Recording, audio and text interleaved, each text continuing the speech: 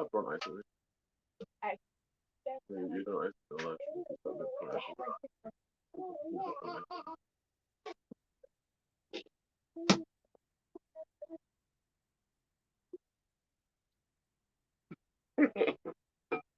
Shabbat Shalom.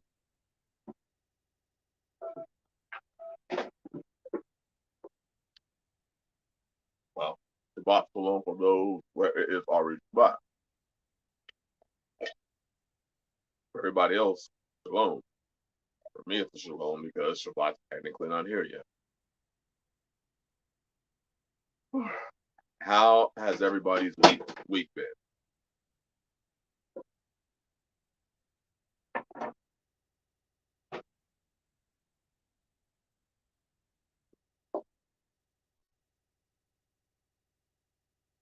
First of all, am I coming in clear? Am I coming in clear? 1 out of 10, 10 being yes, 1 being no.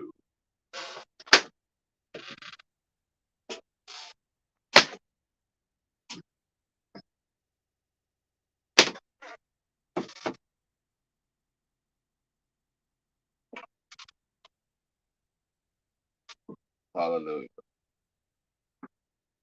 Hallelujah. The encouraging homestead, I did get your email and I responded. I thought.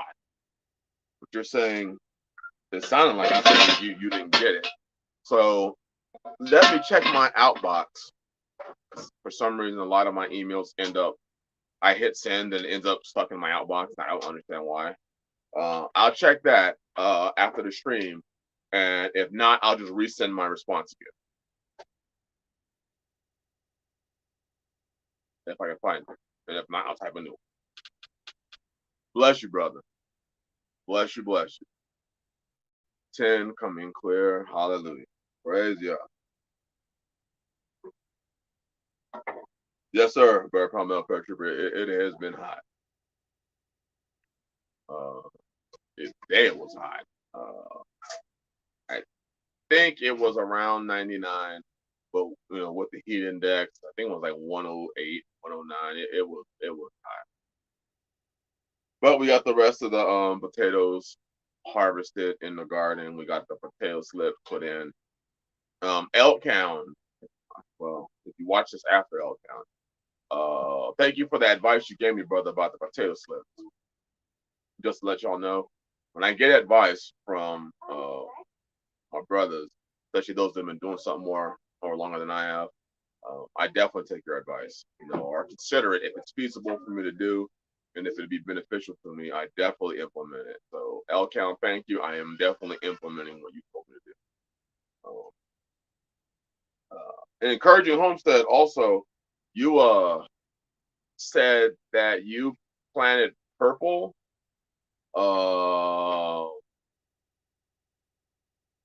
sweet potato.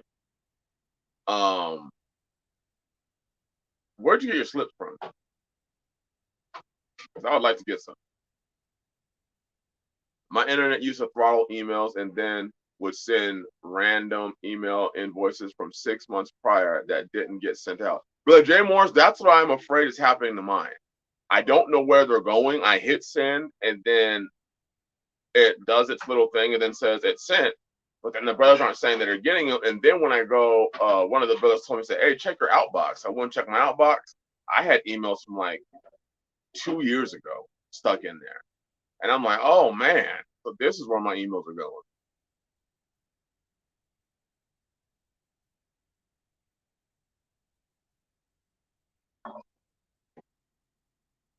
It's I don't. You can try to post the link, brother, if you can. If you can't, send me an email because I'm not sure. I think that only the moderators can post links, and I don't know how to change that.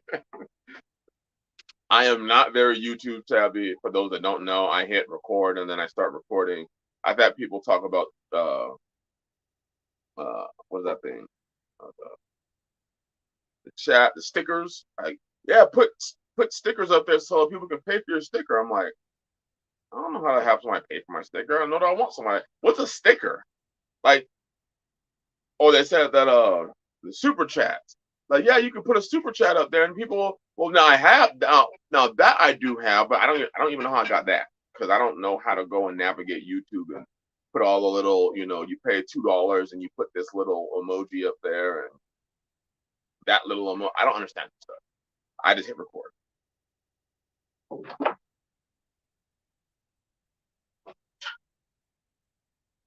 Brother Ronnie, my beloved brother, Shabbat Shalom, my brother.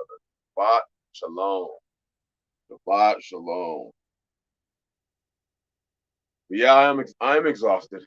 Uh, Busy week. I'm trying to, we're getting right now a lot of gardens in, a lot of planting, new gardens, uh, harvesting, um,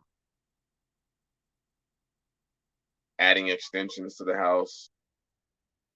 The sisters said they wanted well, they didn't tell me. I kind of surprised them with the idea of enlarging their kitchen. And of course, you know how they responded to that. So, kitchen's going to get probably doubled in size. Um, they'll enjoy it. They'll enjoy the extra room. They work really hard in the kitchen. Um, and now with the children also taking up a lot of the kitchen, with the girls taking up a lot of the kitchen, they're homeschooling in there and they make fantastic things. They make things I don't even understand. Well, that means we need more space in the kitchen.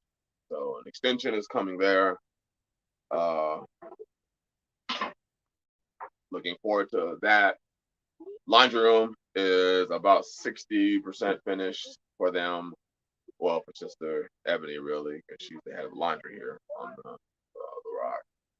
So she'll have that set up soon. More hoop houses are coming in. It's just a never-ending process of forward progress. And I thank the Father for the energy and the resources to do it. Fearmonger, Shabbat Shalom, my brother. Shabbat Shalom, brother. Fearmonger.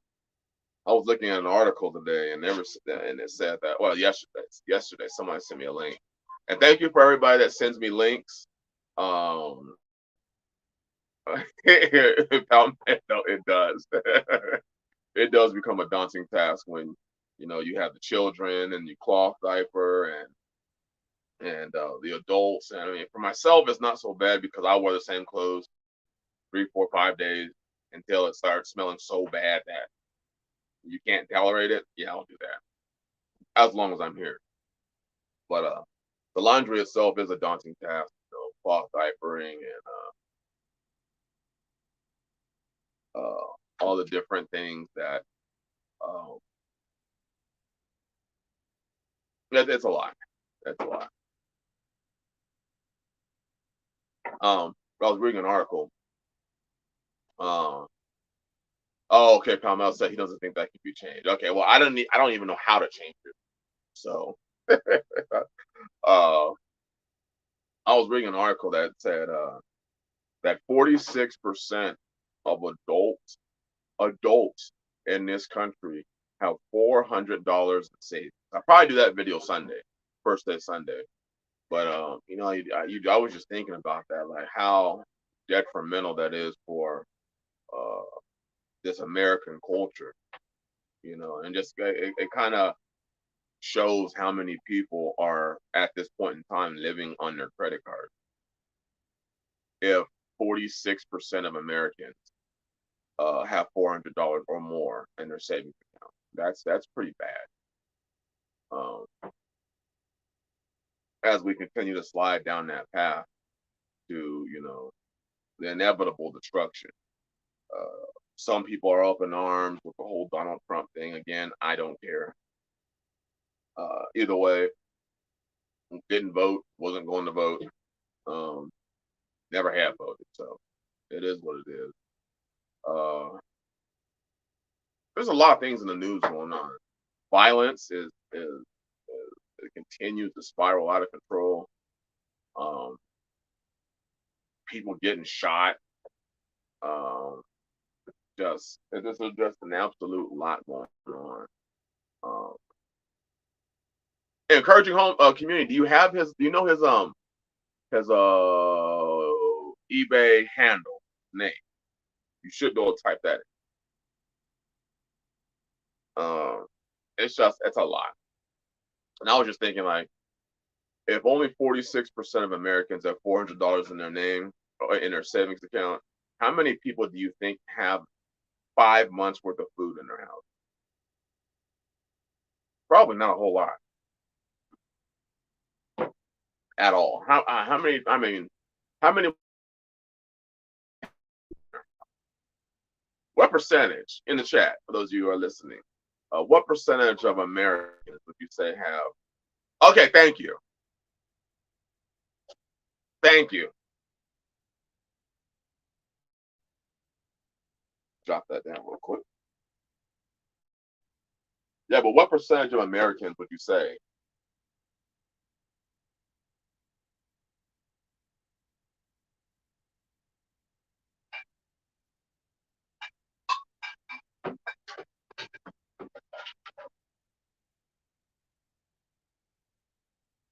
Thank you, encouraging community.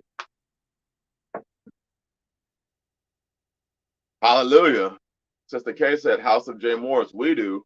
Praise y'all for my master. Hallelujah. You know, I would guess to venture that probably I'd probably a month worth of food, I'd probably say 10 or less. 10% or less. Okay. Sister Aspen said 3 to 5% at most. But Jay Moore said 2% of people are actually prepared. Man, I mean, I was trying to give us the benefit of the doubt. 2%. Wow. Just play that number in your mind and think of the amount of households there are in this country, the amount of households there are in your county. Yeah, take into consideration that 2%. Now out here it's a little bit different because when people raise their own cows and meat, there's plenty of that. But you start thinking of the people that live in major cities and how much they actually have. Oh wow, Sister Astor said she was guesstimating. But Jay Morris is actually right, 2%. So take 100 households out of your community, and 2 of them are prepared. The other 98% are not prepared. Kind of gives you an idea of how fast things can descend into anarchy. Also, homelessness continues to rise at unprecedented rates. People are being unhoused. People are homeless. I know LA has been running some program to try to get the homeless off the streets, and it's not working because these programs, you have to understand, cost millions and millions and millions and millions and millions of dollars, and there's a lot of moving pieces. I know they've been putting some of them up in hotels. There's a lot of abandoned buildings in LA, and they've been trying to get the building owners to lease out the offices in the buildings for the homeless, and a lot of them are very reluctant to do so because can you imagine, you have an office building. Well, let's just say you have 50 suites. You have 50 office buildings or office rooms in your tower, and they're putting 3 or 4 homeless in each suite. So now you have 200 homeless people in your office building. What is that going to do to the value of your office building unless you are completely subsidized by the government? Where are these people going to take care? And they're putting those porta potties. The off-grid truckers, Shabbat Shalom. They're putting these porta potties out the front of these buildings. These people are homeless. Most of these people have already mastered the art of knowing how to crap in corners, pee in corners. That's exactly it, Sister Aspen. Commercial property is going to be worthless. That is exactly it. It almost seems like an agenda. Like, just think of that. You're piling 2, 3, 400 people into an office building with 50 suites. They turn on some running water and they're refurbishing the units. They're putting cots in there and installing basically like portable showers that don't require a whole lot of plumbing. Basically, it plumbs. You can plumb it all into a toilet basically, or tap into the toilet line. But these people and they're telling these people that only the ones that are looking for jobs are going to be able to stay in these units. Well, these people are not looking for jobs. And where do you think that these 300 unqualified people are going to find jobs? Because they're housing the most at-risk people first. I could understand if you were housing the more recently unhoused people that may have had jobs and just need a little bit of a lift. No, they're issuing these units to people that have been on the streets for at least a year or more. Well, these are people that likely don't have a job, have not had a job, have not worked for a year or more, and probably have no incentive for it. So you know how these programs are going to go. You know where the money's going to end up. You know, they're going to be putting more measures on the ballot in LA to collect more tax dollars to fund these programs that are going to lead to absolutely nothing. I mean, I'm sure it'll be a blessing for that 5% of the people that really just needed some help and got the help and now are able to go back and acquire work and get their own place. That 5%, they're going to be extremely grateful. And for those 5%, it works. But for the other 95% who are going to be gobbling up the tax dollars, you know where this is going. You know where this is going. They keep calling out for more, government reach, and the government steps in. What about the problem of older people that's coming up that need senior home and care? We don't have the infrastructure in place to handle baby. Oh, L count, absolutely, yes, sir, yes, sir. There are a lot, brother. Woo! There are a lot of problems that are all coming together at the same time. Also, and I have my opinions on this, but also we have the border crisis. Last thing I heard, Biden was pulling 1,100 troops away from the border. And then he was leaving 400 or 500 troops on the border. Now, my perception of the border is a lot different than a lot of other people. So, don't ask me my opinion what I think about the border crisis.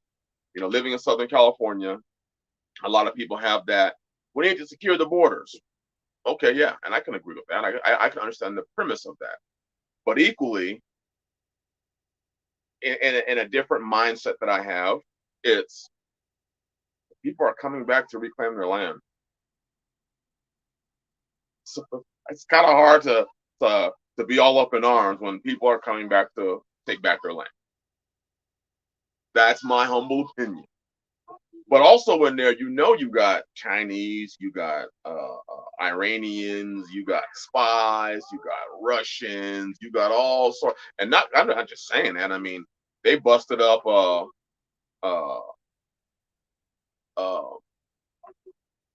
Chinese underground or a Chinese police station, and now they're saying that there could be upwards of 20 more Chinese police stations around this country. So, if you're not in the premise of preparedness, of having your eyes open and seeing where this all goes, as my brother L Count said, the baby boomers are coming. People are realizing that they're not going to be able to retire. More and more people are moving home. I talked about it weeks ago about, single women are shacking up with other single women. Women with children are living with women with children. It's all coming down. It's all coming down. The fact that this country was able to destroy the family. They were able to destroy the family. And now, because people don't understand or know what family is, and people think they're going to make it. Hey, I made $50,000 a year.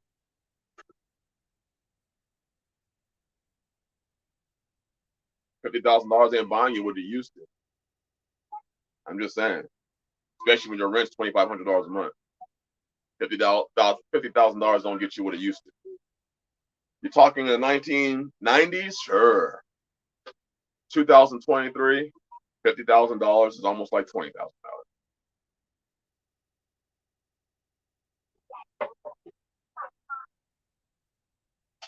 Man, and then they're talking about now there's a possibility of new viruses coming out, and we could have a trifecta of viruses, and I'm just like, gosh, they are preparing the people. So I sincerely hope that that's right, Sister Aspen. That is right. 50,000 is not enough to you try to live in your major city, and let's just say in your major city, they're saying the average rent is 2,500. Let's just say the average rent is 3,000. Let's just say the average rent is 2,000. You're spending $24,000 a year. Half of your 50K, and that 50K is before tax. Half of your 50K is gone to rent.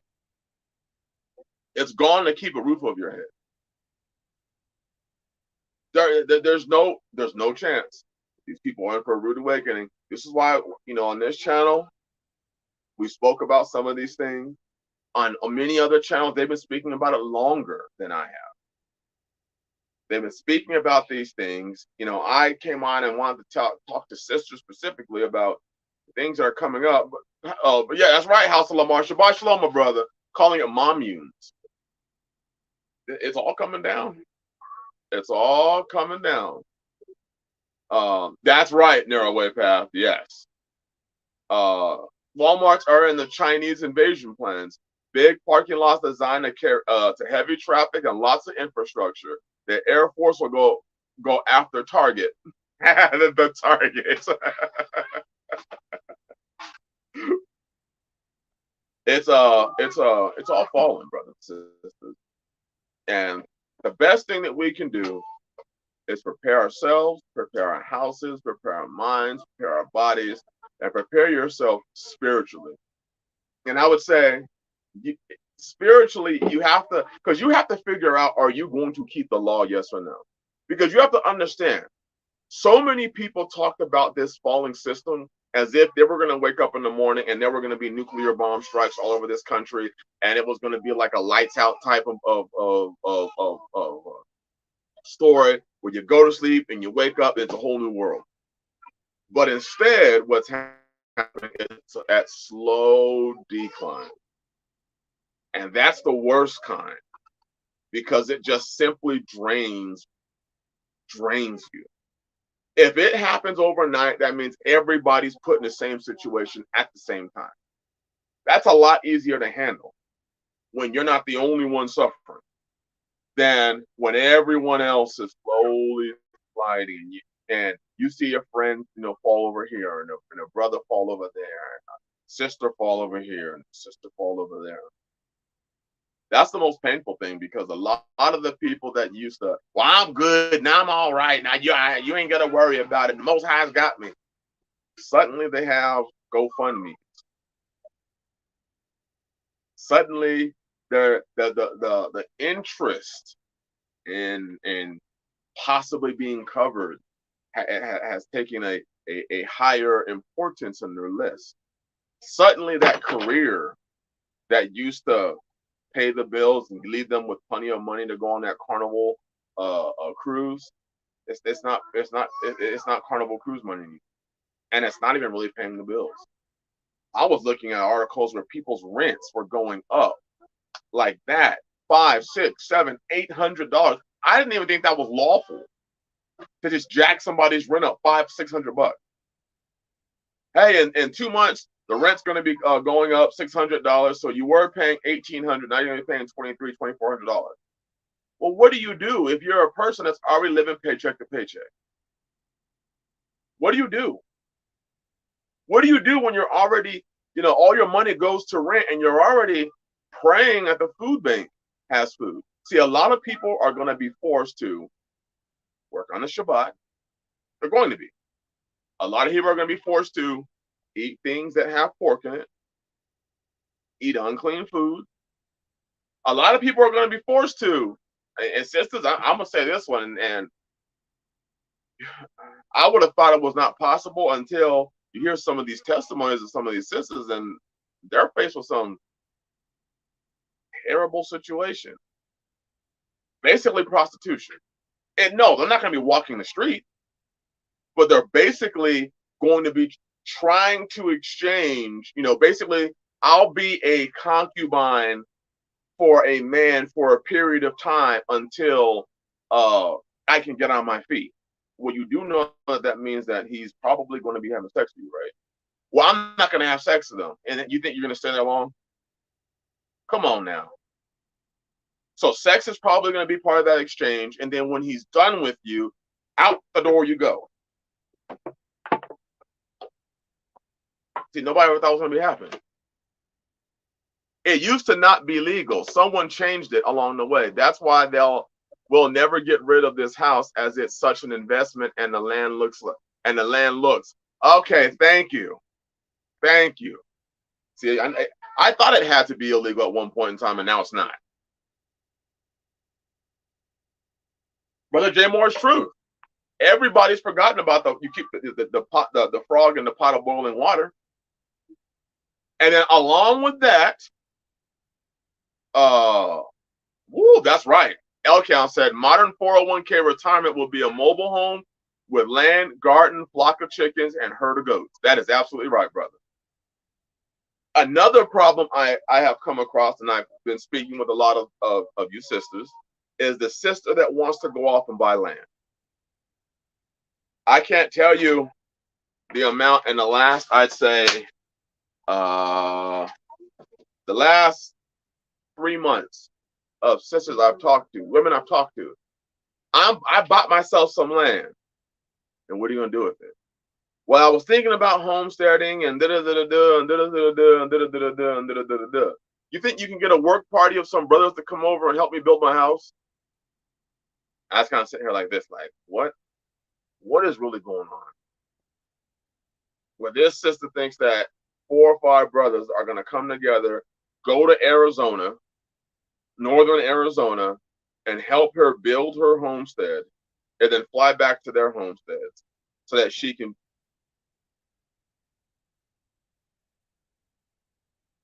Let me just ask, how many of you brothers that started your homesteads, how many of you built your homesteads off of the back of other brothers? How many? It sounds like these so-called ministries today that build their ministry off the back of brothers. Look at what we built. No. Look at what they built. You didn't build shit. Look at what they built. It sounds like a very feminine trait. I'm going to get you're right. Can I please get a sister wife? Why are they trying to do this without a covering? Sister K, I don't know. Sister K right there is from the house of my brother Jay Morris is saying, hey, can I get a sister wife? This is the thing that I don't understand. And Brother Gary, I told her, no, I'm not doing it. Because she said, can I do a video? Can you do a video on your channel to get some of the brothers? No, I'm not doing that. Well, why not? Because the order is you join to a man, not you go buy your own land with your own ideas and your own this and your own that and your own vision. And then a bunch of dudes just go over there and help you build it. And then when you hear those weird sounds in the middle of the night, you're going to be asking some brother to come out there. And then you're going to end up having to find some dude to move onto your land and pursue your vision. This whole thing is backwards. I will not promote ever on this channel or in my life men being in a position to not be able to rule their house ever. So that means, brothers, if you join to a sister's house, listen to what I'm saying. You're joining to her house. But I can't tell you I would say in the past, I'll say in the past 6 months, probably 12 or 13 women buying land. They're not all asking, me to. Actually, that was the only one that asked me to do a video so that she could get people to come to her land and build it for her. But the rest of them, I'm buying land. I'm like, for what?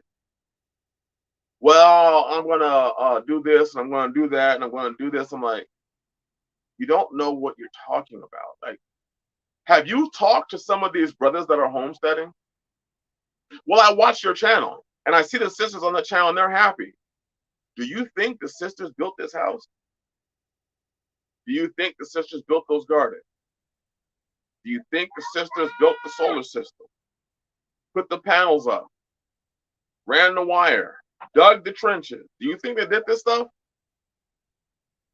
What is wrong with joining onto a man that has, it is an alternate reality. It is. It's a different way of thinking. And it started to make me think. I was sitting there thinking, I'm like, what is this? What is this? And it's like something in my head just popped up as that delusion. It's the delusion. It's not in touch with reality. It's not in touch with anything that is feasible, that is real, that is biblical. It's not. It's right narrow way path. In fact, being out here in the Ozarks, Sister T has experienced this. Men in the Ozarks will not even give you that level of respect. If you're a woman who just decides to buy land, or you're a woman who decides to buy land and try to homestead, they're not going to respect you. You will have meth heads on your property. You will have people hunting deer on your land. And what are you going to do? What are you going to do? That's right, Brother Gary. Men build houses, women make them in a home. That's absolutely right. I'm building the kitchen because they have made the kitchen that they have. They have done well with the little. So now it's time to give them much more. But you're telling me you're ready to homestead because you read a book, because you read an article. You're not reading these articles and finding it. Oh, you're watching somebody on the channel. There's some woman. I can't remember her name. Somebody sent me a video. Redirected or redirecting or something like that. It was an older video. And she was basically telling, kind of encouraging women. It was a woman of color. Telling women to basically buy trailers and buy land. And she was promoting these older women in Detroit who are buying parcels of land and turning them into outdoor gardens. And women are following this stuff. That's right. Narrow way path, right? You're gonna have an ATV track out behind your house. That's Sister K, and they use that verse. She considered a field. Right. Do you think that she was considering the field for herself? Because if you read the first couple of verses when it talks about the virtuous woman, the first thing it states is that she is married. In fact, sisters, let's just go there real quick. So you don't think that I'm making this up. Proverbs 31. Everyone skips that front part. I have single sisters telling me that they're a virtuous woman. I'm like, how? You can't make this. It's a delusion. And sisters, I'm trying to prevent you because a lot of y'all are running around just like, that sister, that woman on that channel.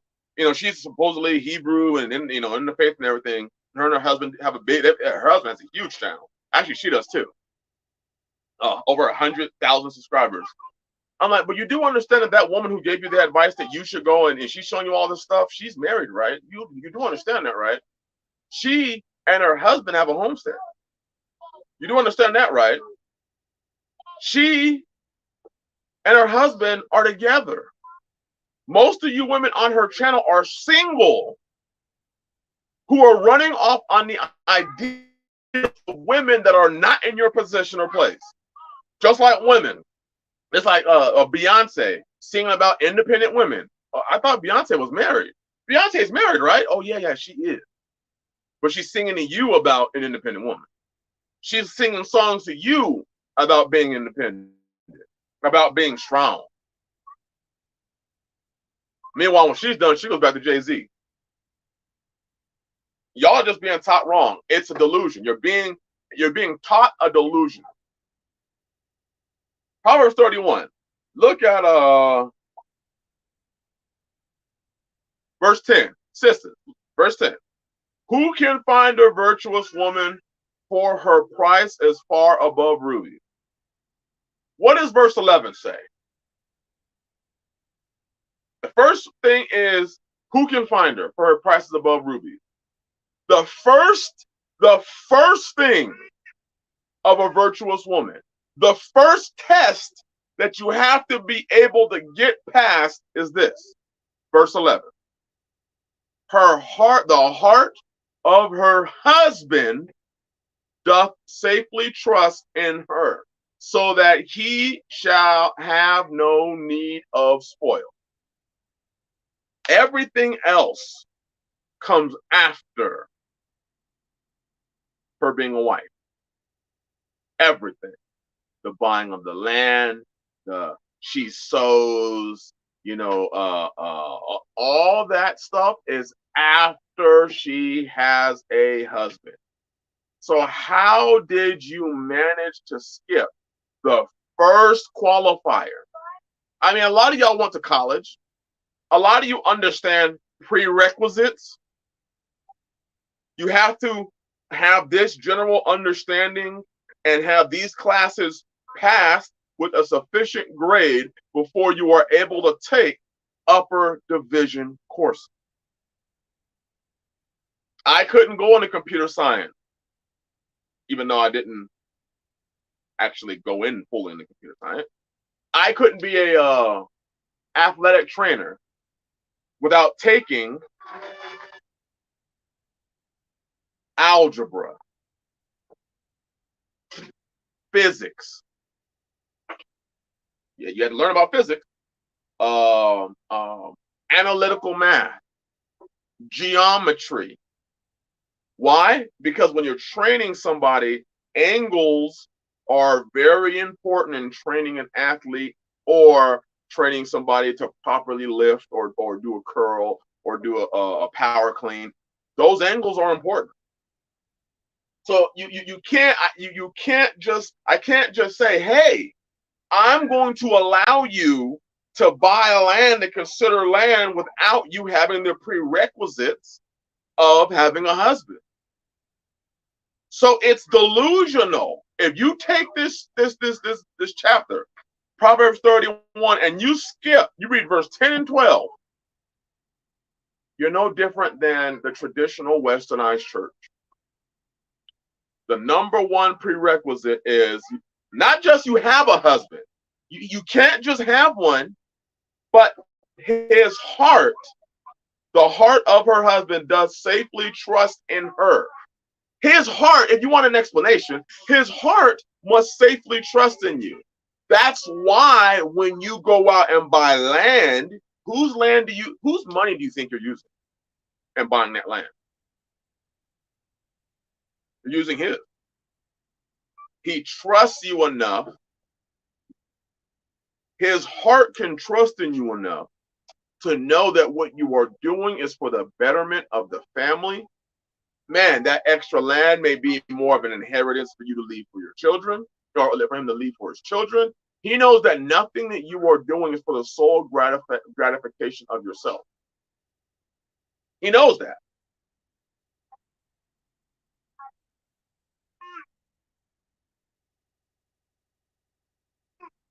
Look at verse 23. Her husband is known in the gates when he sitteth among the elders of the land. You know what? One thing that gets a man known in today's society? A man that has a wife that is being led by him, that is being honorable to him, that is being submissive to him. Let me tell you, that speaks louder than a lot of other things that a lot of you sisters speak. You think that because your weave is not as on point, or your heels are nice, or you have a a Coach bag, that means something. Men are stunned at that submission that a woman has. Men are stunned. I don't know if you've ever seen when men are talking and a woman that is submitting to her husband comes up in the spot and speaks to her husband with a reverence, with an honor. Men will stop talking and look at each other. I don't know if y'all ever seen that. Man and wife walks in. Man says, "Hey, baby, can you get me a glass of water, please? Baby, it'd be an honor to get you some water. I would love to get you some water." Yes, master, whatever the terminology is. Men will be like,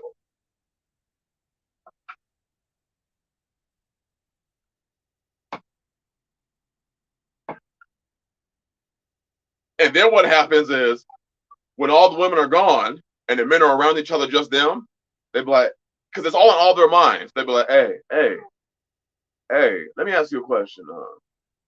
How'd you get your wife to do that? Oh, brother, I didn't do anything. Just, then you talk to them. But they want to know because it's in every man to want to have that. It is, Sister K. It is stunning because it is so rare in today's culture. It tears down that's a virtuous woman. She's not known because of her head covering. She's not known because of her long skirt. She's not known because of her elaborate name. She's known because the heart of her husband trusts in her. If you have, and it's just my opinion, if you have Prada, Gucci, etc., as the old saying, goes a fool and his money as is soon parted. Absolutely. That woman's she may even bypass that Prada and Coach. Nah, I'm good. How about we invest that into that tractor you wanted? Shit, you buy me 10 purses, that's a nice fat down payment on that tractor that'll allow us to push the vision further.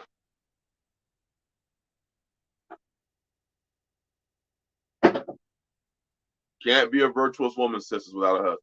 And his heart has to safely trust in you. It starts there.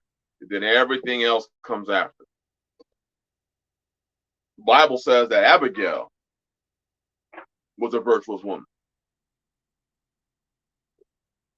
There you go, narrow way path, hydraulic log splitter.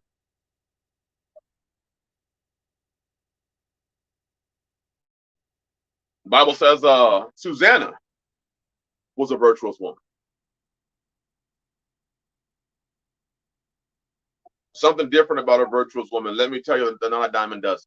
The Bible says, who can find a virtuous woman? Who can find her? Not that she's everywhere. The woman that has Proverbs 31 on her license plate is probably not one.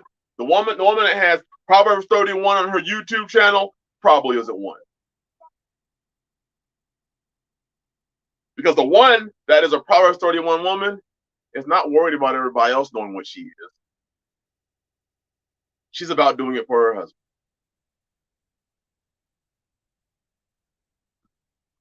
I'm just saying. I'm just saying. Let's go to the book of 2 Thessalonians. Because that's right, narrow way path. She's more precious than any jewel. Any jewel. Here's a tough question. I was talking with the brother. And I posed a question to him. Just kind of getting an idea inside of his head. Get it moving. And the brother was talking about how he wanted to buy some land and yada, yada, yada, yada. And, he was telling me some personal things. And I just asked him a question. I said, brother, if you could, would you exchange your wife right now for $500,000? Would you exchange your wife? If I had $500,000 right now, and I said I would give you $500,000, and your wife has to go, would you do it? Would you do it? And he was like, 500K, half a mil right now. I'll give you $500,000 right now. But she's gone forever.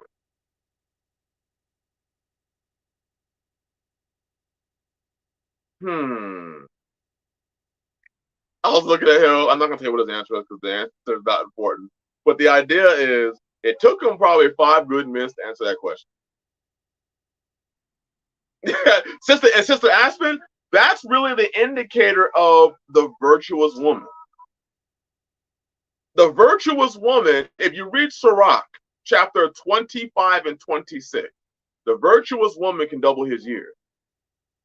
He will fulfill, J Card 3, my beloved brother, Shabbat Shalom. He will fulfill his years in peace. That's what it's. In fact, let's go there real quick. Just another little quick diversion. Sirach, chapter 26. Blessed is the man that hath a virtuous wife, for the number of his days be double. 500. I mean, 500,000. I don't know. I don't know 500,000 that's going to double your day. You know what I'm saying? I just don't know 500 G's that will double your days. A virtuous woman rejoiceth her husband, and he shall fulfill the years of his life in peace. How much is peace worth to y'all? Can I pay you $500,000 and you won't have peace? And would you be cool with that?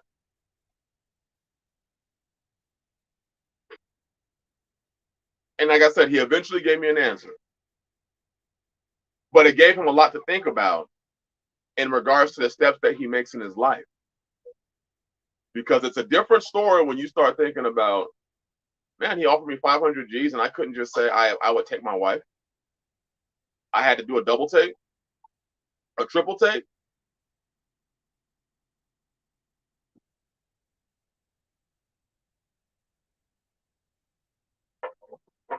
Flying over here.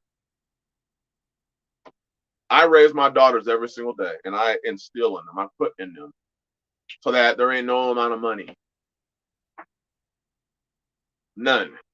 We talk about the story of Ahasuerus often, and Esther, where Ahasuerus was willing to give Esther half his kingdom. Ahasuerus was like, open that door, please.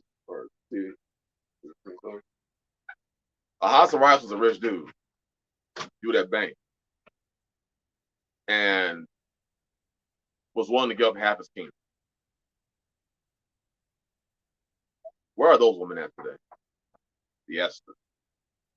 Because I know we got brothers that are strong men of Yah. And let me tell you something, sisters. You don't have to join your favorite church for ministry to get a good husband. Not at all. You just have to be a good wife. In fact, the women that I've noticed that end up in these ministries are the women that cannot get married on their own merit because they don't have those things. Brother Darrell, Shabbat Shalom, brother. Peace is everything. Peace is everything. But Jay Moore said it's like getting paid to expedite your own death. Right. You wouldn't even be able to spend the 500 G's for you in the grave. Or you might spend the 500 G's on your medical care because people don't know what stress does to the human body. How it destroys you. How it kills you.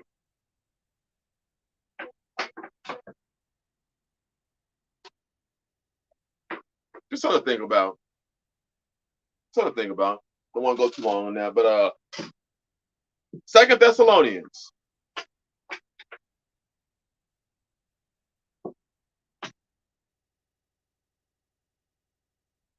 Second Thessalonians.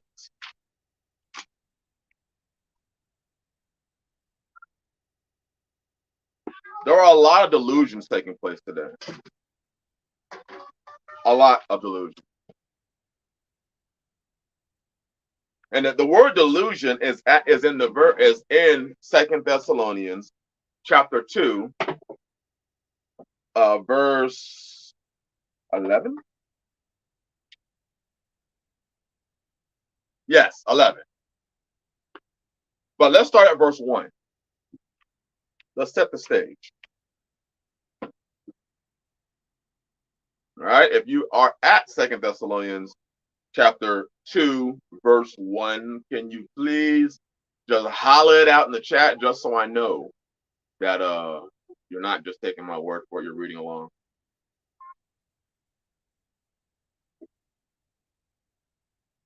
I got it to 2x live that I would not give a can of Bud Light to have them back. I like how you specified Bud Light too.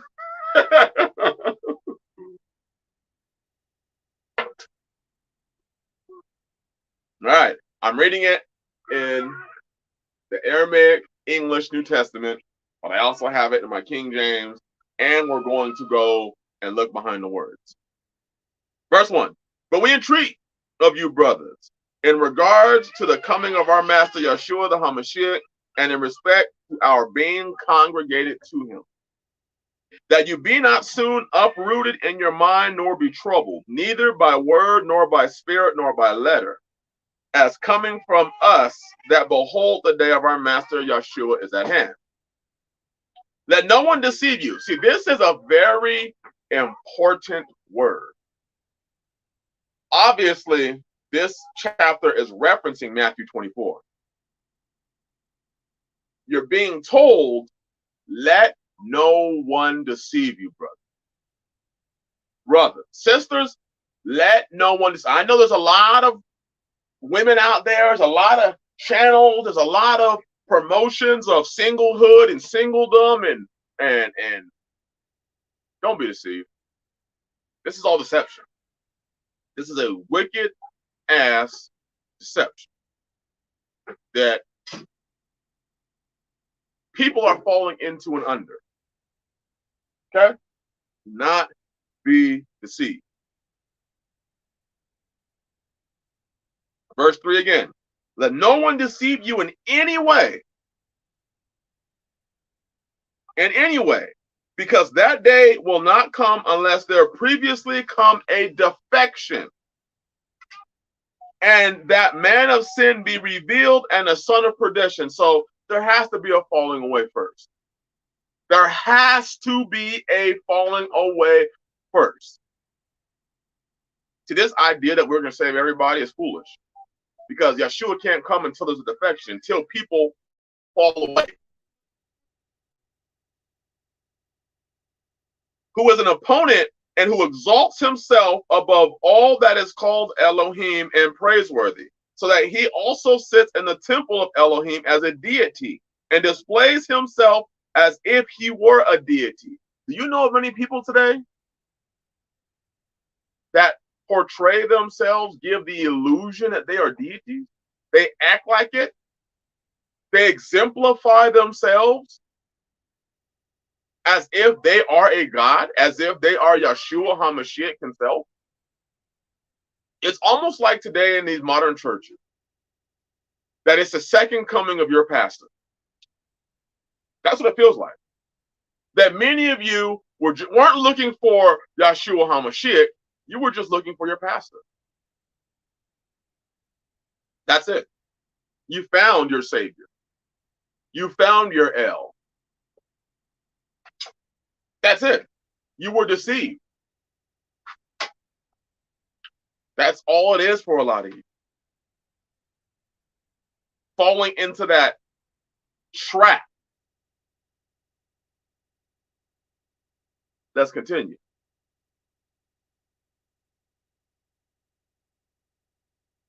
Do you not remember, verse 5, that when I was with you, I told you these things? And now you know what hinders his being manifested in his time. For the mystery of the evil one already begins to be operative. And only if that which now hinders will be taken from the midst. That's right, playing church. Then at length will the evil one be revealed, whom our master Yeshua will consume by the breath of his mouth, and will bring to nothing by the visibility of his coming. For the coming of that evil one is the working of Hasatan with all power. Listen to this. Listen to this, brothers and sisters. For the coming of that evil one is the working of Hasatan with all power and signs and lying wonders. You've got a lot of Benny Hinn wannabes today who say that they have signs. They're laying hands on people. They are casting out devils just so that the devils can go on to the next person. More like an exchange of demons. And they have persuaded many by these acts, by these things that they do. And if you haven't paid attention, their focus, and the people that talk to them, talk about them, their focus is on, well, and these signs shall follow them that believe. Again, for the coming of that evil one, verse 9. There you go, House Lamar. They said a child's leg grew out. Yeah, right. Yeah, right. That person just needed an adjustment. They went to the chiropractor. For the coming of that evil one is the working of Hasatan. So you have to understand, when we read this, it's like we're waiting for one person to come. Stages are always set for these people. That's right. Casting out one and inviting 7 more in.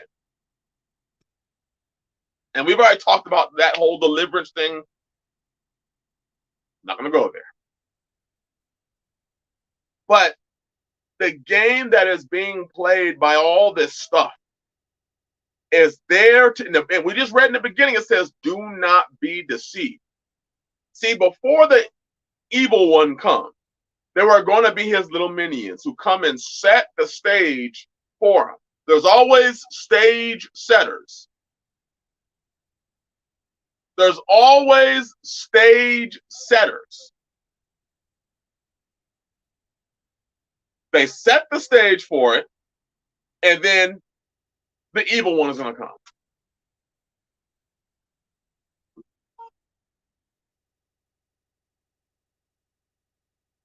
These people will sit up on the internet. I can't tell you how many people. Did y'all hear about that story in Africa, where the guy, where they're digging up all these people that starved to death because their great leader told them that they shouldn't eat, and the people were starving to death? Y'all heard about that story in Africa? If you heard about that story, let's say you heard it in the chat. But they've dug up, countless bodies from his commune of people that literally starved themselves to death. Meanwhile, he didn't starve himself to death. They starved themselves to death.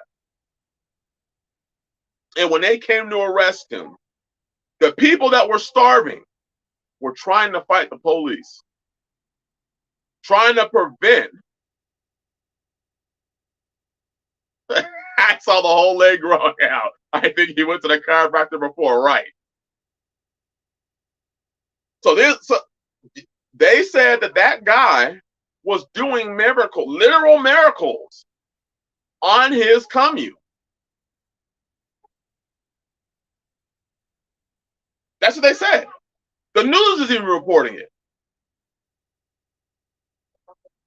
Because we all know that the Father said, and the guy took some verses out of the Bible, just like pastors today take a verse out of the Bible and tell you to give him your shit. When we've gone over that extensively, that's not what the Bible's saying. That guy had people starving to death because he took 2 or 3 verses and made a whole doctrine out of it. And people were dying. They are still going. They are still digging up bodies. Still digging up bodies. Trying to see how many charges this guy's going to have.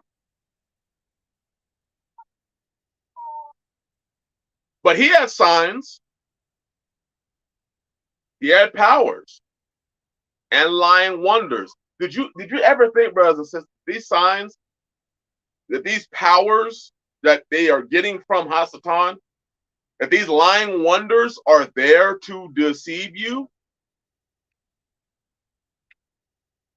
Let me see. Brother Gary said, Deuteronomy, Dabarim 13. Let's go there real quick. Let's shoot there.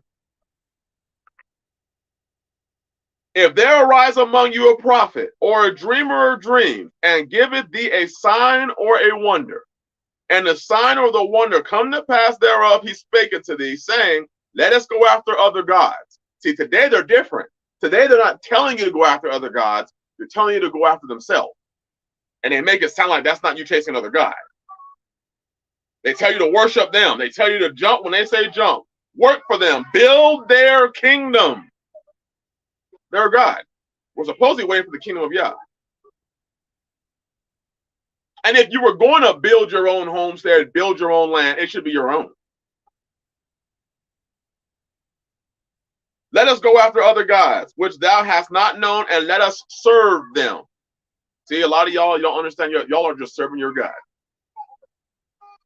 Thou shalt not hearken unto the words of that prophet or that dreamer of dreams, for Yahweh your Elohim proveth you. He's testing you, you so-called Israelites.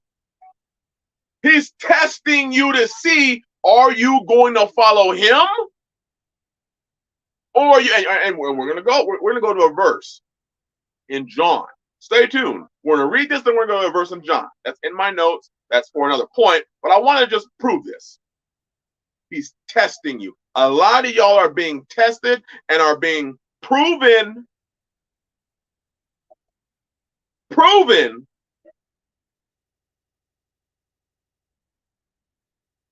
that you don't love Yah. That man of Yah is bullcrap. You're a man of Yah. I'm a man of Yah.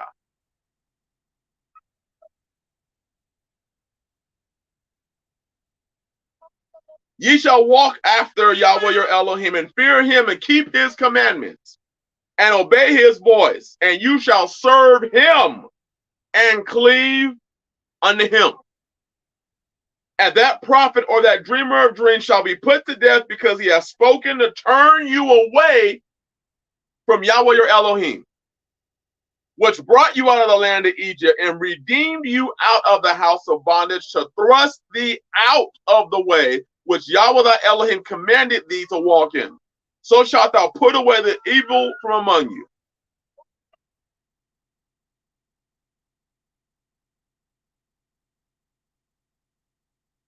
Sister Colleen? Yeah, edify the body, that's right. He is the man of Yah, which is bullshit. How many other prophets were walking the earth when Jeremiah and Isaiah were? Well, see, he's the Moses and apparently the David, and apparently the Paul and the Peter. He's just Yahshua himself. Outright lie. Outright lie. I don't care who says it. I don't care what letters they have after their name. I don't care if they call themselves pastor, elder. You are a damn liar. They do that whole, well, you better not say, even David didn't bring an accusation against Saul. Wait a minute, I thought he was just Moses. So now he's David too? Is that what you're saying? Goodness gracious. And can you keep that verse in context, please? And stop saying it because your pastor said it? That's all these people do. Their pastor tells them what to say, then they go and tell everybody else exactly what their pastor told them, without any understanding of why it is that David didn't say anything against Saul. Goodness gracious. People see, deception is so easy, but there's a reason why they're deceived. Let's continue. Again, verse 9. Watch what I say about the man of Yah. These people are crazy. But House of Lamar, well, I'll explain to you why they do this to you. If you even have a pastor, you're in the wrong place. Brother Gary, Tell the truth. Tell the truth. So we're going to go to John, but I'm going to finish in 2 Thessalonians because it goes along with what I'm saying. For the coming of that evil one is the working of Hasatan with all power and signs and lying wonders, which means that he can do wonders that are lies. That's right, Edify. They can't do a damn thing about it except do more videos about you. That's it. Which would then turn that kind of homosexual, because I don't know many people that sit around taking screenshots and doing videos about it, because that shit is gay. Start saying that. There's an obsession of people that they go around and they take screenshots and record conversations so that they have material to talk about. Verse 10. And with all the deceptiveness of iniquity in them that perish, because they did not receive the love of the truth by which they might have life. Therefore, so that, I think in the King James it says lawlessness. Therefore, Elohim will send upon them the strength of a deception. I think in the King James it says a strong delusion. Strong delusion. In the Aramaic it says the strength of a deception, that they may believe a lie. So you have to understand, it's not you, brother. It's not you, Brother Lamar. It's not Edify the Body. It's not me. It's not people praying Psalms 109 or Psalms 10 this or Psalms 10 that. They ain't cursing you. That shit don't mean nothing. It's powerless. You have to understand that these people, the person that keeps inboxing you, listen.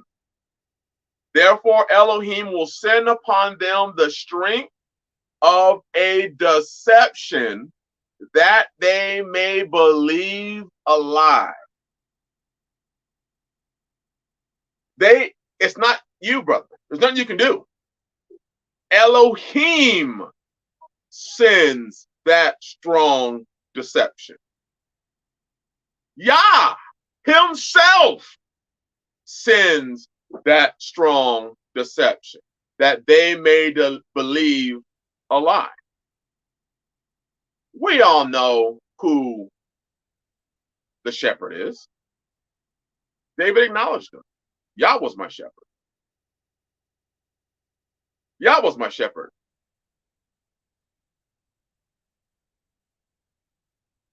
That's right, Edify the Body. They sure do. That strong delusion is what causes a person to feel the authority to do what they do. This is what allows them to read the scriptures, to read the book, and to say, you have to give me your stuff, otherwise you're not Israel. This is what gives these people the authority to say, if you want your prayers to be heard, you should listen to me. Huh? This is what gives these people that authority. It's a delusion. There's nothing you can do. We're just offended. Strong delusion, brother. There is nothing. When I read this, Brother Gary said it changed his life. When I read this, and the Holy Spirit really like pricked me, like, you know, you spend your time trying to convince people who can't be convinced because they're turned over. Just like Moses and Pharaoh. Pharaoh, AF-22, I think the Bible says Paul. Paul said he was. Pharaoh's heart was hardened. And Yah didn't immediately harden his heart and then destroy him the next day.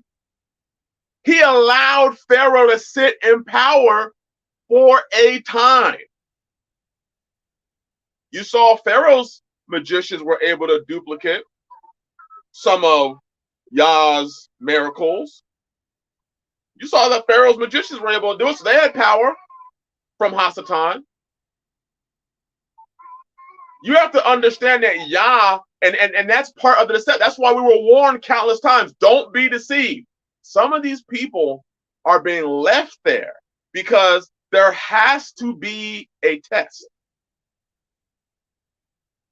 There has to be a test.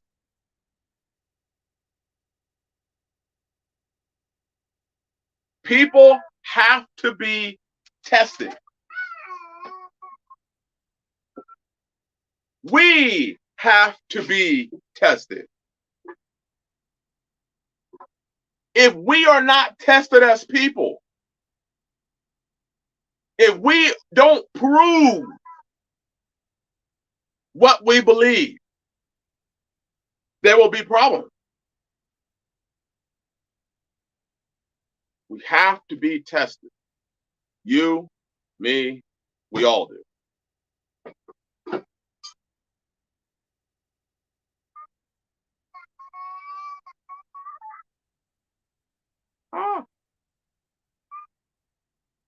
Because I'm trying to get to my e-sword.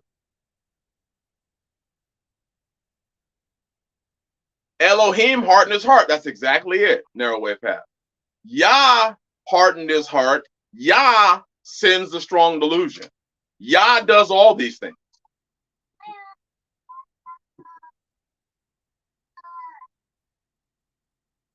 Yah does it. And we have to understand that. If you go to the book of Matthew,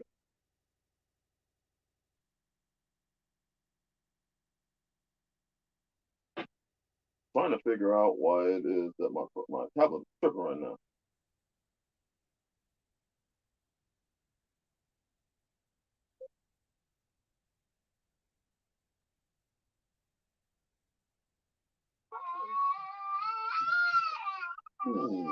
Give me a second, please.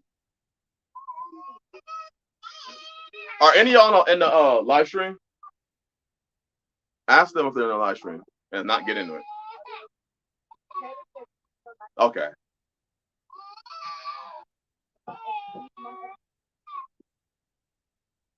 That's right, Brother Daryl Vic. There's that question why. There's that question why. Well, first let's look at some of these words.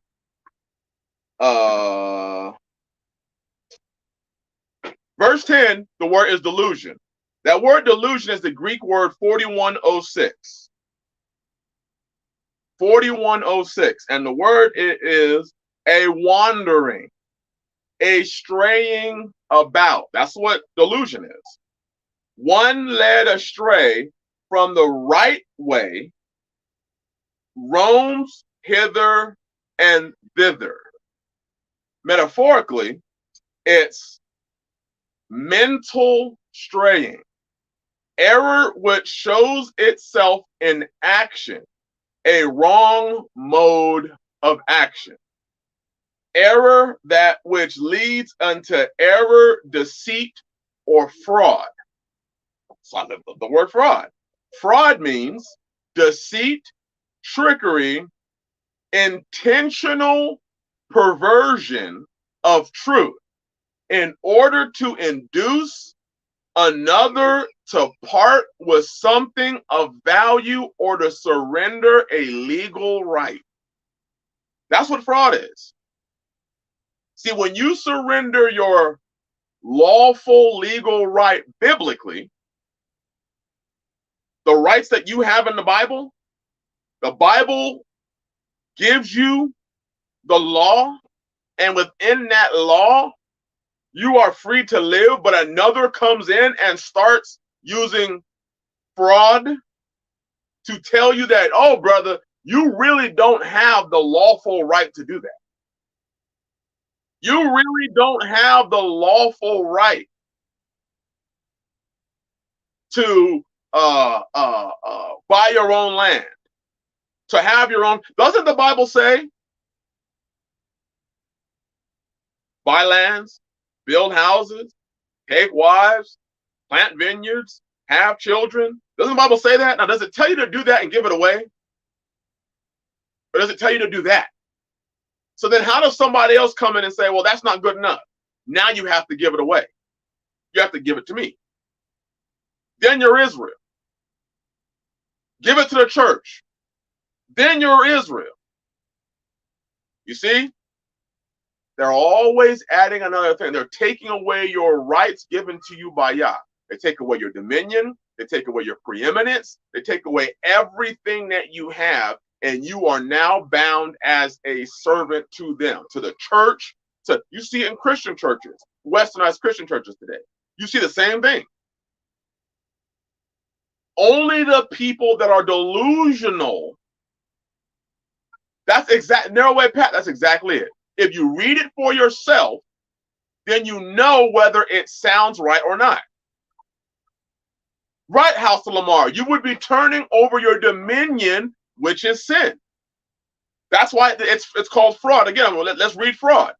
Deceit, trickery, intentional perversion of truth in order to induce another to part with something of value or to surrender a legal right. But you're trying to tell me that your land, your inheritance, your preeminence is not valuable to you as a man?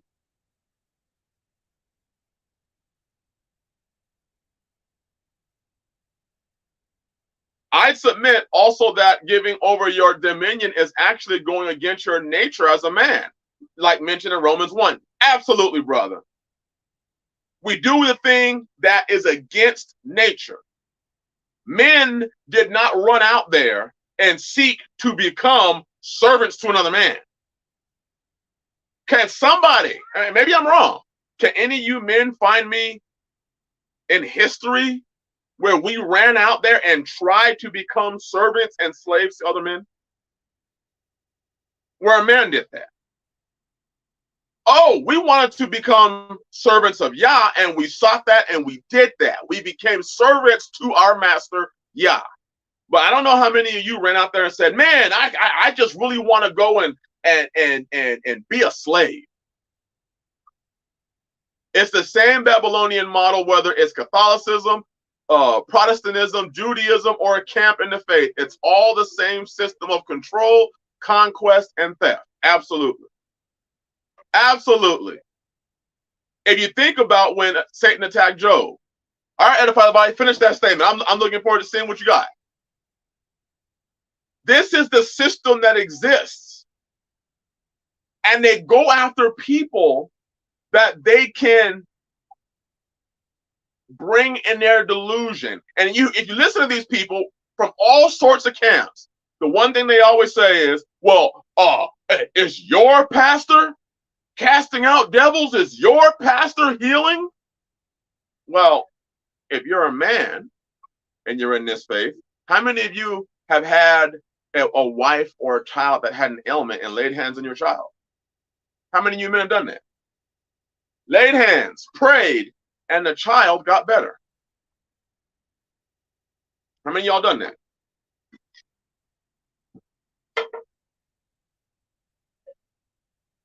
Laid hands on your wife. She got better. Prayed over your family. Anybody? Narrow way past that he did. Brother J. Moore said he has. Yah healed my wife actually recently. House of Lamar? Overbus said he has. We be acting like a man laying hands on his wife, praying over her, and Yah, the power in Yah, the power in the name of Yeshua. We act like that's some foreign thing, like you have to be so special in order to do that. You have to be so special to do the things that Yah said that he would give to us.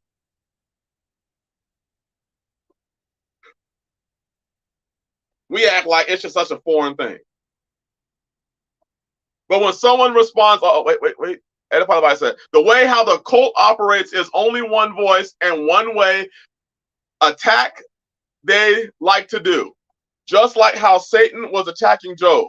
But when somebody responds like Yeshua in the wilderness and says, it is written, Satan fled. Absolutely, brother. Absolutely. Absolutely. So when you do these things and when you see these things and you see people, well, have you done this? Yes, I have. I just don't go around the internet and try to make money off of it. I don't try to be a Benny Hinn when I do it. I don't swing my jacket around.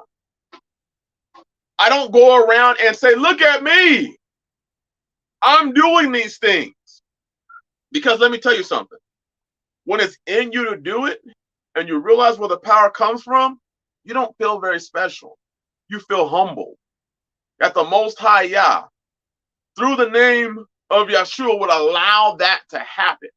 You look at Yah in awe, like, oh shit. They're better. What the? You have a deep awe and reverence, not for the person, but for the one who allowed you to do it. Yeah. So then when they're like, thank you, I'm like, don't thank me. Thank the one who has the power to do this. I just believe.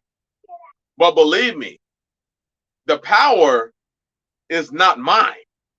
It is his that he gave to me to do this thing. That don't make me special. It makes the one that has the power special. That's my Father. But you see, they'll promote themselves. Oh, I'm doing this and I'm doing that. And it's me, it's me, it's me. You ain't shit. He could get the work done without you. He's done it countless times. The work of Yah is going to be done whether you're there or not.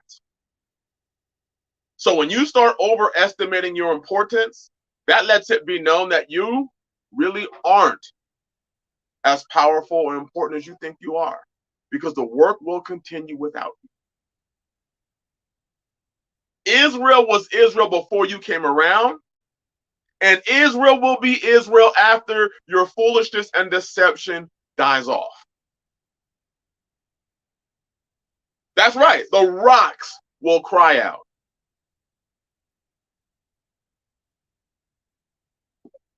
We over here talking about man of Yah. I'm the man. I saw a documentary of Nathaniel from IUIC, and people were singing his praises. He's walking around, just looking around like, oh my gosh, I'm so powerful. I'm looking like, wasn't this nigga an ex-cop? An undercover cop? This is all it takes today? Right. I'm the extension cord. Yah's the power plant. Try plugging in your extension cord in your wall outlet when you didn't pay the power bill. And let's see, when your lights are turned off, when you plug that extension cord in and plug it into your fan, let's see if that fan turns on. Because it doesn't. He laying hands on people. I know a lot of people that lay hands on people. We just know who to give the honor and the glory to when it happens.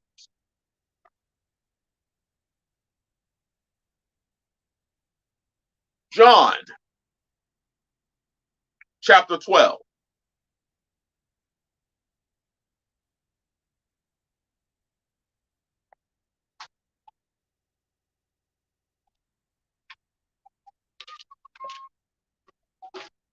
See, this is what happens is that a lot of these new Christians that left Christianity, traditional westernized Christianity, they leave traditional westernized Christianity, and then they run into these dogs. Most black dudes, most dudes of color end up looking at one of these camps, IUIC or GMS or ISUPK. They look at one of those groups and they say, oh, because they hear the whole anti-white speech. White men are the devil. White men are Satan. White men are the devil and Satan. They hear that speech and they're drawn away into that foolishness. Now they're judging and falsely judging and being wicked as shit.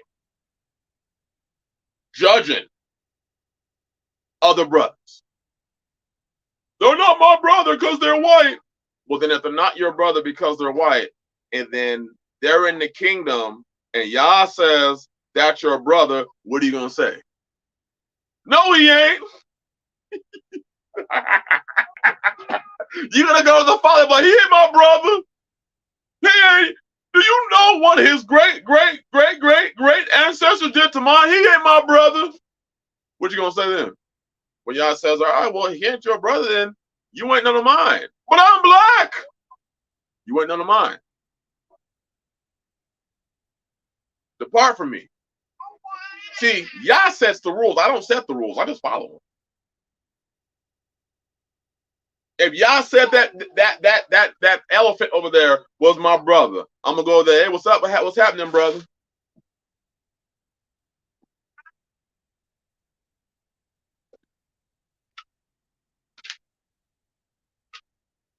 You see that? See, so then they say, oh, well, I'm not going there.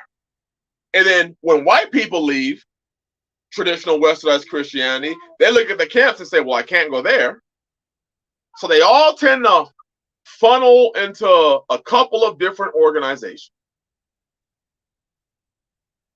They're ripe for the picking. These organizations have a high turnover rate.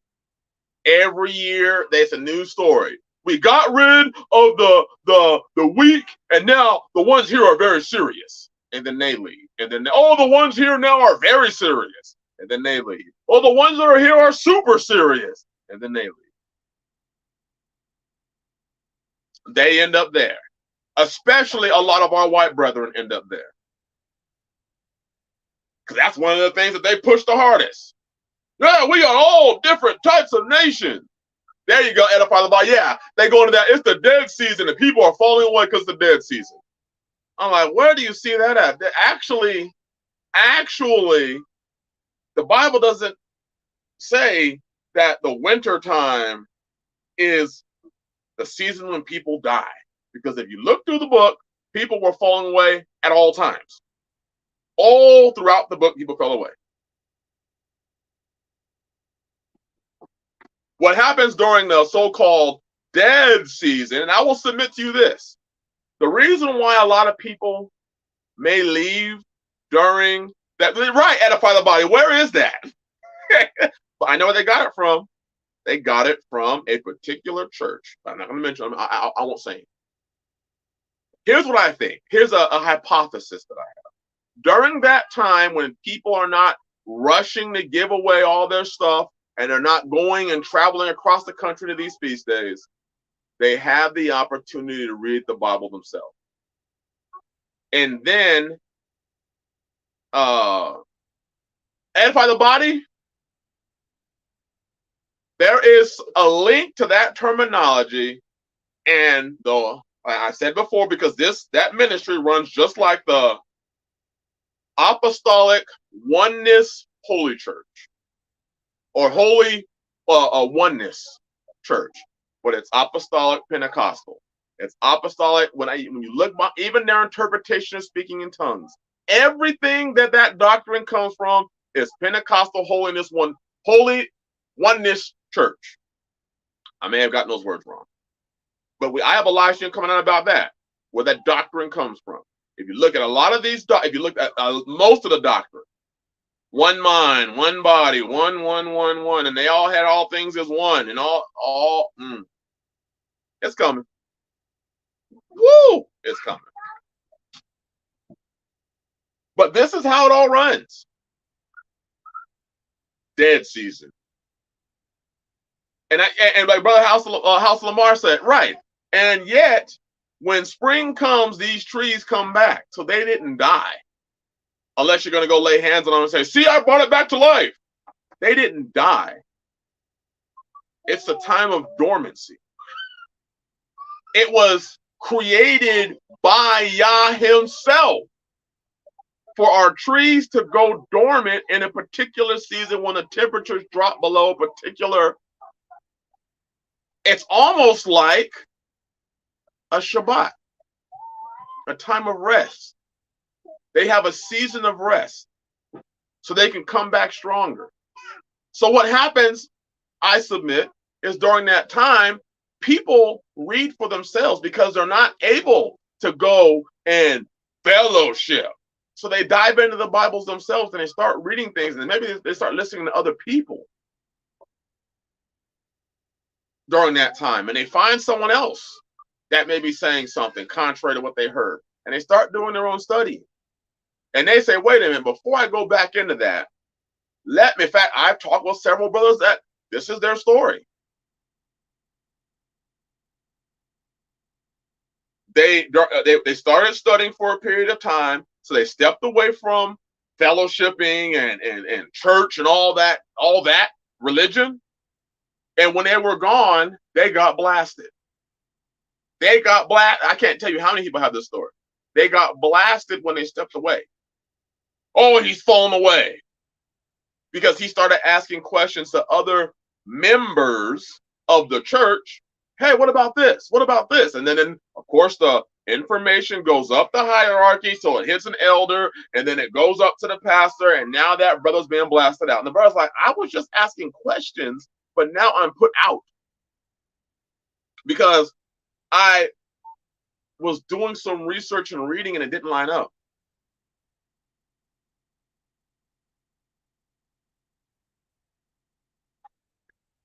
Then they call it the dead season. It's the dead season. All these people are fallen away. All these people are wicked. Oh, we're the only righteous one. John chapter 12. Let's look at verse 37. That's exactly it. The road of spiritual growth. Absolutely.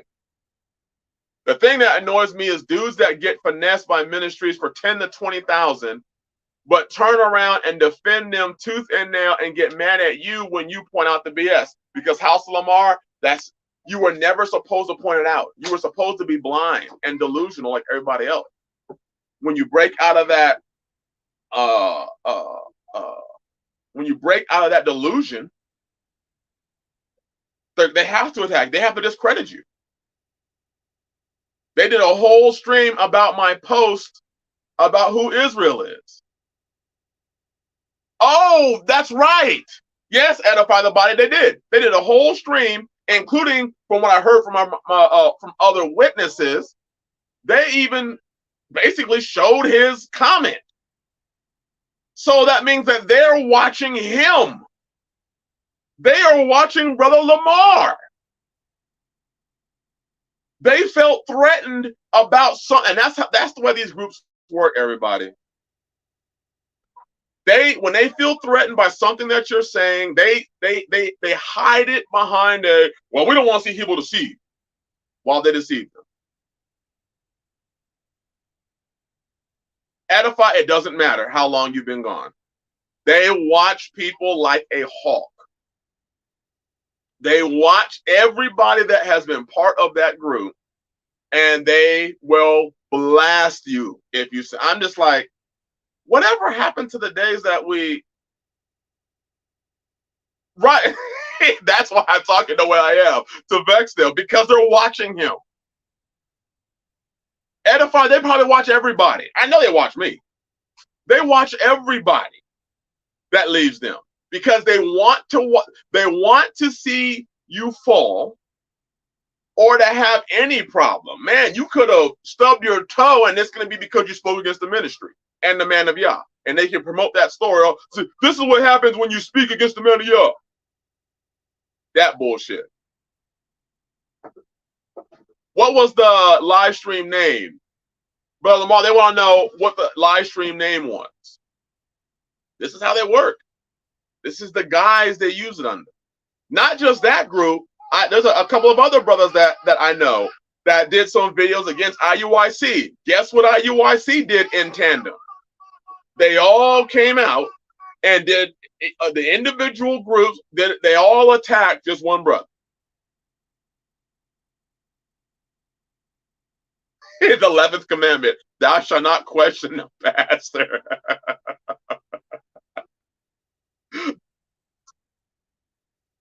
It's amazing, the deception. It's amazing the level of deception that is out here. Let's look at this. John chapter 12, verse 37. And though he did all these, now this is Yeshua doing the miracles, okay? And though he did all these, was it on the main page, Brother Lamar? Was it on a different page? Because if the brothers want to go view it, they can go view it. I know they spoke against another brother that has been on this channel, the big brother. They talk crap about him too. This is what they do. If you leave, they will talk crap because they have to fear everybody else in the stand.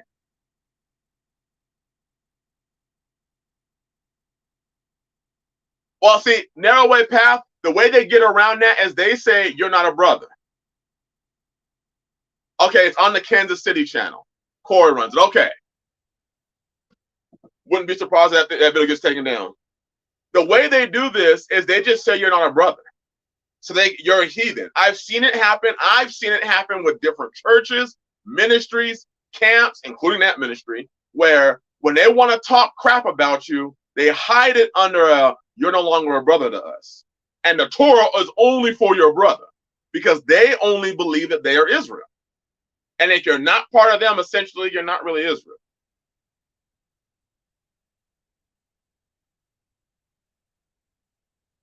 It's called the it might be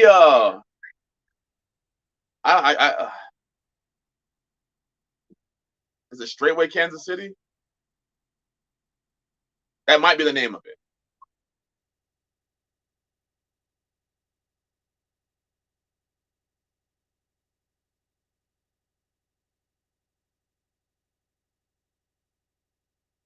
I don't know. I haven't listened to them in years. I don't. I refuse to get on that because it would set me off just listening to this bullshit. Listening to bullshit sets me off.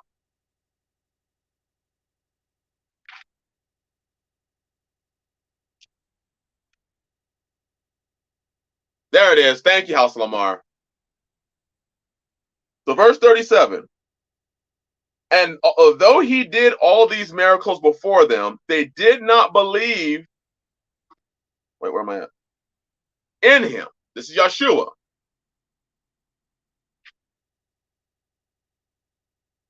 It might be that one because encouraging Homestead, it might be that one. Oh, and look at what House Lamar said. The only reason he even knew about the live stream is because somebody, apparently from the group, sent him the live stream because they want you to know when they're talking crap about you. Can you imagine that, brothers and sisters? One of these groups is talking shit about you, so they send you a link so that you can log in and see what they're saying about you?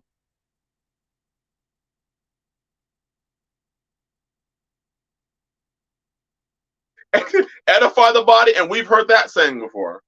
Bad publicity is better than no publicity. Yikes. So they sent him the link so that he could log in and hear somebody talk shit about him.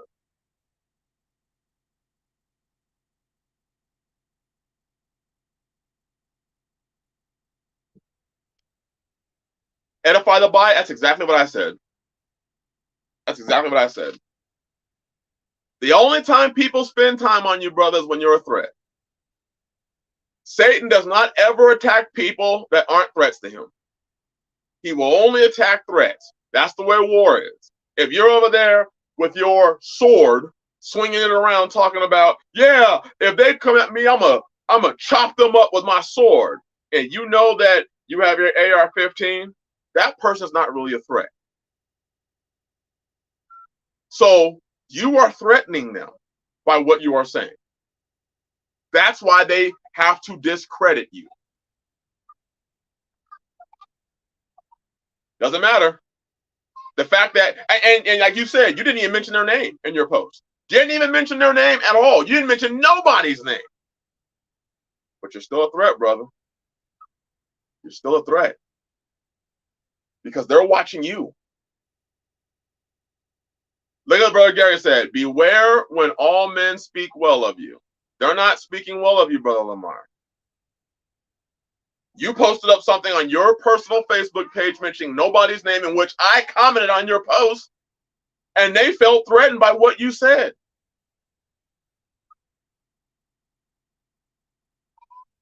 That means you're doing something right.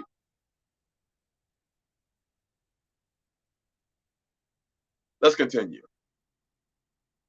Weirdos. And though he did all these miracles before them, they did not believe in him. That would be fulfilled the word of Yahshua the prophet, who said, my master, who will believe our report, and to whom has been revealed the arm of Yahweh. Because of this, they were not able to believe, because again, Yeshayahu said that they have blinded their eyes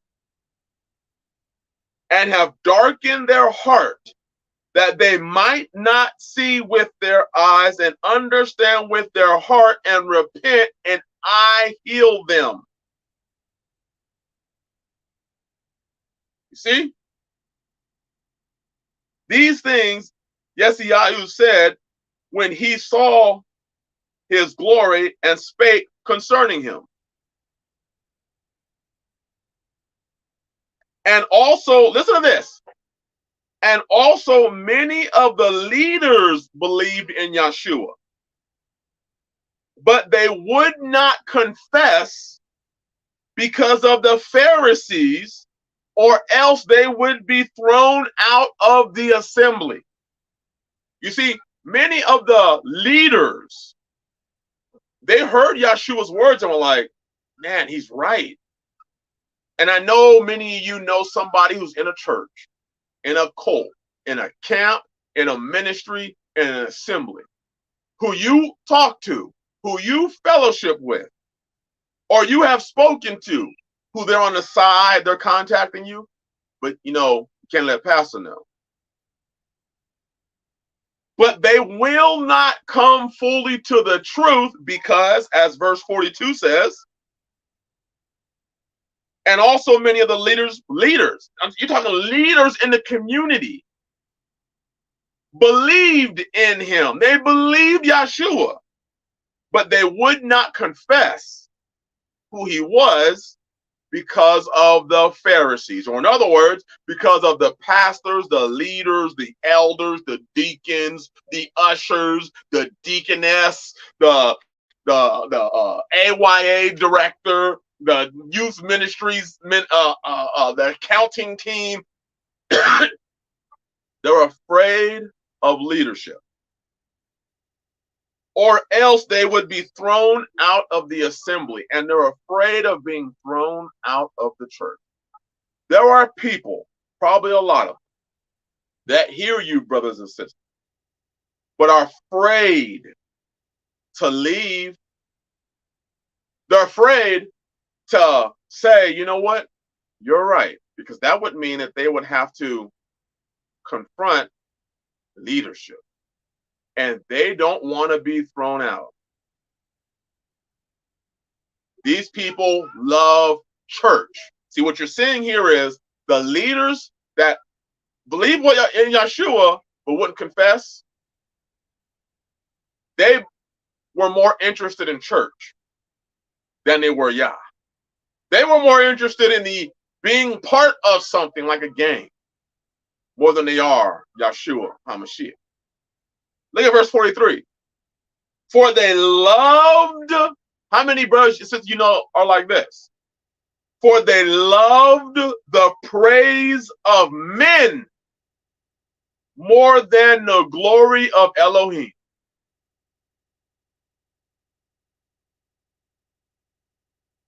They loved hearing their name, hearing how good of a brother they were from the pulpit.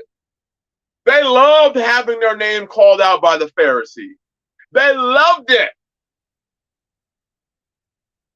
They loved it more than Elohim himself. There ain't nothing you can do. There are people, brothers and sisters, that hear you. I've talked with countless brothers and sisters brother, you're right about that inheritance. Yeah, you're right, brother. Man, a man's supposed to leave an inheritance to his children's children. He's supposed to do it. We're supposed to have our houses. We're supposed to have our lands. I should, yeah. You hear it. And you hit him up, month or two, three later. Hey, what's good, brother? Just checking on, see how you going on. You know, you talking about, you about to do this, that, and the other. And I said I was going to help you out. What's good? Well, brother, if I leave, who am I going to fellowship with? I don't want to disobey the word. I got a fellowship with somebody. So, I'm just thinking about, and then I just did something, and pastor was shouting me out, so he's really not as bad as you say he is. And I'm like, brother, you got caught. Delusion. See that, brother, House of Lamar, you see, everything is from the book. Specifically, when the pastor would speak well on certain brothers, so that way the sisters can look his way. And that's how they do it, brother. A brother worked his ass off and is finally pleased his pastor. So now pastor's going to shout him out, and a bunch of other women are going to look his way like, ooh, pastor's calling his name. Ooh. I can see myself through the door, thank you. Sister Colleen. They are the same that pray publicly on the street corners. They are getting their reward for it right here and there. That's right. They're same ones that want to tell everyone about, oh, I did this healing. I did it.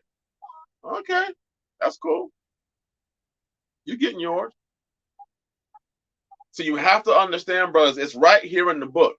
It's happened before. Nothing new is under the sun. So what you see in these churches today should always cause us to go back to the book and see, when did this thing happen before? When did this thing happen before? I've heard this story before. And you'll find something in the book that talked about that very thing that you are saying. Because it's for the delusional. It's fraud, brothers and sisters. And sisters, this attack is largely against you. These people have the same Willie Lynch syndrome that Willie Lynch had. You go get the women, and by getting the women, you control the men. Why do you think it is in today's religious environment, the black church is filled not with black men, with black women? They go after the weaker vessel. They give you this perception, women, that if your husband's not doing what they're doing, he's not a man. That is bull. Oh, I almost cussed. That is bullshit.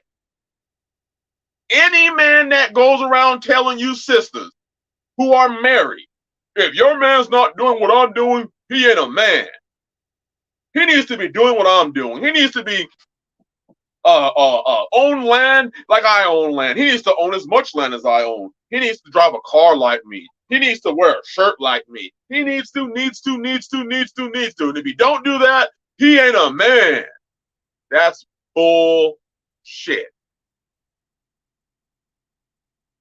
That's exactly it, Project 5P. Bless you, my brother. Get the women to depend on them instead of the man in their home. That's always what the agenda is. It is bullshit. And I'm sick of hearing it. I'm sick of men getting on the internet telling other women who are married what their husband needs to be doing and how your husband needs to be doing what I'm doing. Otherwise, he ain't a man. Because see, what they're sneakily doing, sisters, is they're having you take your eyes off of your husband and put it on them. And it's impossible. I have younger brothers contact me. Brother, how do I be and do what you're doing? What? You don't want to do what I'm doing. You would have to have my story in order to do what I'm doing. You have to have my story, and my story is effed up. What you should do is be better than me, not be me. If you're aiming to be me, then I am failing as a man to help the younger men be better. The men that I talk to, the men that I fellowship with, we're not teaching our sons to be us. We're teaching our sons to be better than us. That's exactly a House of Lamar. Planting seeds of adultery, scattering seeds of adultery all over the landscape. Men are now looking, or women are now looking at the pastor, and men are being little pussies looking at their pastor, trying to figure out, how do I be like him? So, and if you notice, what happens is these men start speaking like their pastor. They say the same terms. If you don't want it, I don't know how many of y'all saw They Cloned Tyrone, but what you'll see in that movie is something powerful. It's a powerful movie, brothers and sisters. If you haven't watched it, watch it. Powerful movie. It shows how they hypnotize, how they brainwash people. So here's your wife now looking at the pastor like, oh my God. So then when pastor comes and says, hey, let me baptize you. Now your wife's excited. Now she's excited. And then your pastor says, well, if you were a man like me, you wouldn't be so jealous. Right? How many of you heard that? You just jealous because you ain't a man like me. First of all, nigga, I ain't trying to be a man like you. I ain't trying to be a bitch ass nigga. I ain't trying to be that. I like what I'm doing. And I thank the Father for what I'm doing. I ain't trying to steal nobody else's shit. I'm sorry for those of you who say, oh, he used those words. I'm sorry. But I ain't trying to be that. I don't want to build my homestead off the backs of other men's work. Submit to your own pastor as unto the Lord. What? That's not what it says. Not what it says. You're supposed to submit to your husband. But you see, if your husband gets clowned, if your husband gets put down on a public scene, it's the Willie Lynch letters. Remember we talked about it? Willie Lynch wanted to demean the black men and the slave men in front of all the other slaves, and in front of the women, and in front of the children. That's why when they call dudes out, the man don't get up and be like, hey, wait a minute. That's not what happened. No, you don't do that. You sit your ass there and you take it, right? With your wife sitting there right next to you, watching you get punked. The same thing the slave master used to do. Punk you in front of everybody. He wants to destroy you fully, he will. And now your wife knows that you can't protect her, and you can't cover her spiritually, and you can't even cover her physically. You ain't got no power. You just a band. That's all you is. That's why whenever I talk, when sisters and brothers leave these cults, these groups, and I have the opportunity to fellowship with them, there's one commonality that I always hear. The one commonality that I always hear is the woman looks at her husband and says, I'm glad you left it because I did not see you as the man that you are today.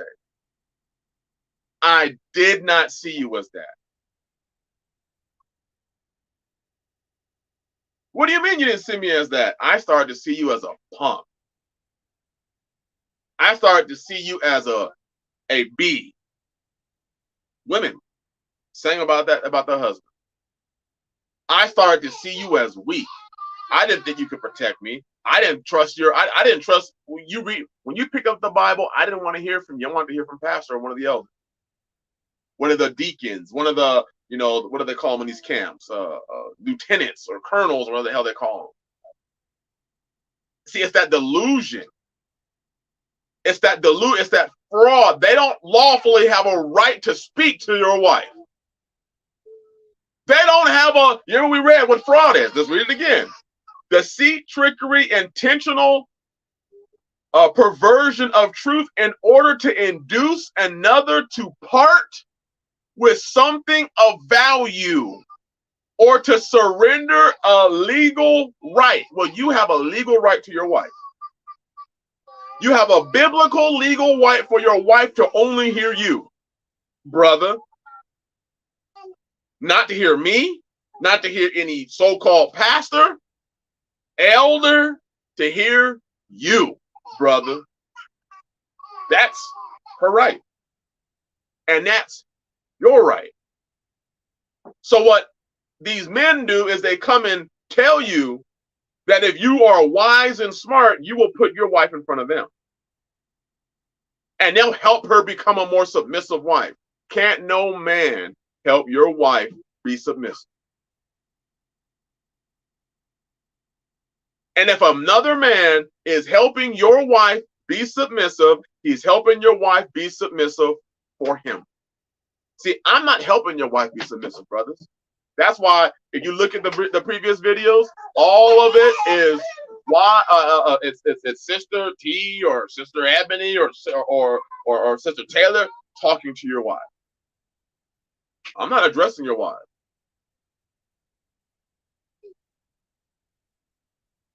I tell them to go to you. For those of you who have you sisters who have ever come and approached and talk, can I talk to you, brother? Do you have permission of your husband? No, then no, you can't. And then they come back, yeah, he gave me permission. Okay, well then can we just do a three-way then? Him, me, and you? Well, I'm gonna have to ask him and then never get back to me. Because I want you brothers to know that I honor your position. Honor it. It's already hard enough knowing that a system wants our households broken. Why is it that we have brothers and leaders and pastors? I ain't calling no man of Yah that be trying to put his ass up in front of my wife. You ain't a man of Yah. Shut the hell up.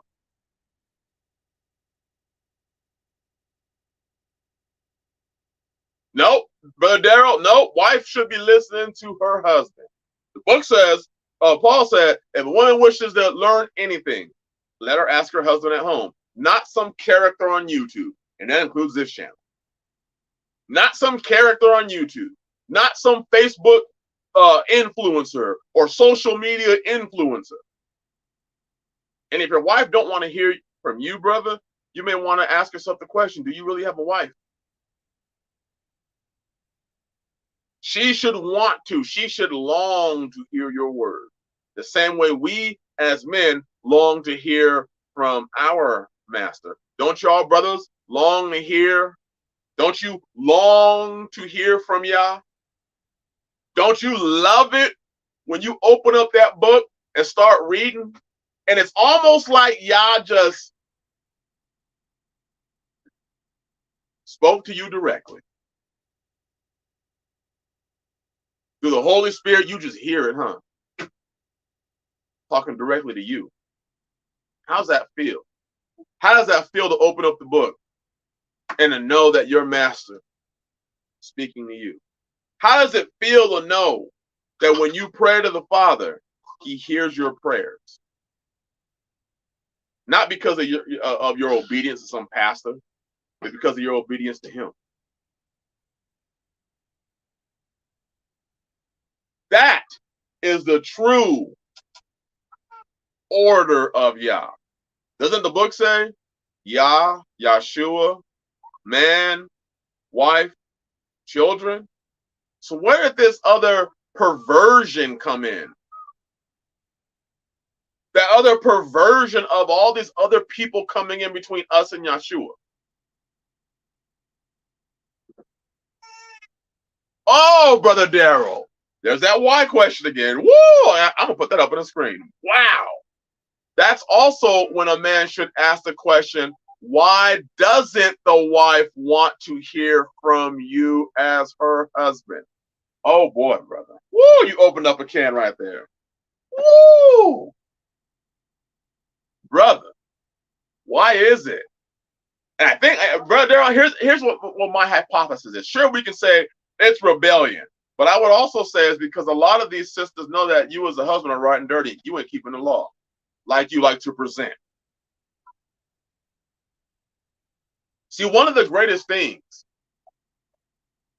when you get away from all the bullshit, all the fanfare of other men, is that when it's you and the Father, he'll speak and he'll call out your bullshit. He'll call it out. There ain't nothing like reading the book and knowing that you riding dirty in an area and the Most High done called you. He was like, hey, Hey, you know you bullshitting. Remember, he probably don't say bullshit, but that's how I hear it in my head. Hey, you know you bullshitting over here. You know you bullshit. Why? See, you may be able to trick every other person, but you can't trick me. And that's one of the deepest things. If your relationship with Yah is only this overly visual, external thing, then you ain't got a relationship with Yah, because mine is very internal. I want to make sure that the inward cup is clean before I sit here and focus on, do I have this on point, and this external thing on point. The things that you see external are a reflection of what's happening internal inside of me. But I'm not trying to clean out the outside. People say, hey, why do you keep cussing? Well, I'm trying to make sure the inside is cleaned up first. And because there's no such thing as a cuss word.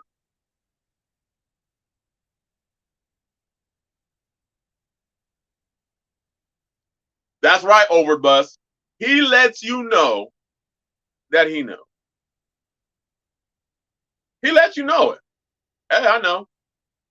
What's it say in the Apocrypha? The eyes of the Most High are 10,000 times brighter than the sun, inquiring into all, seeking all the ways of man and inquiring in his secret part. 10,000 times brighter than the sun. He's looking at every single thing that you do. This is why we are told, don't be deceived. Brothers and sisters, don't be deceived. Don't fall in that delusion. That delusion comes because of lawlessness. You want somebody to fix your lawlessness. You think that if I just go over here and join this group, then I'm going to heaven. I'm going to heaven. No. The sad fact. If I delete the word bullshit, my vocabulary, I go mute. Brother Gary would have a bunch of unfinished sentences.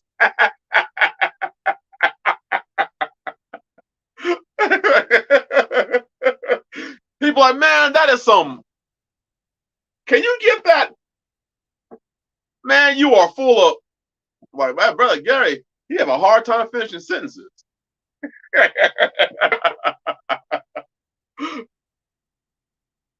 Don't let these people. We just read in John that in John 12 verses 36 through 43. We just read that there were men that believed in Yeshua but would not confess him because of the Pharisees and what it would mean to their status in the church.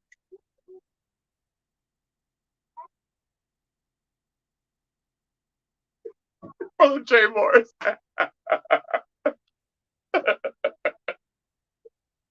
Oh gosh.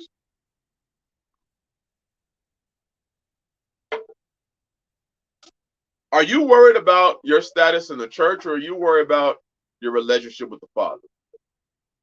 Which one? You can't have both. Are you worried about what some internet pastor is going to say about you? Or are you true? Because you think about it. Y'all sent you an internet pastor.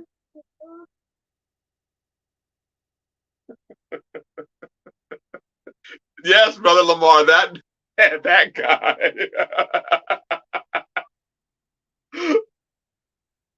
Oh yeah, the Kevlar vest driving in a car in freaking July. Are you really worried about what man says about an internet pastor? Come on, y'all. Are we that delusional that we are getting destroyed by internet pastors?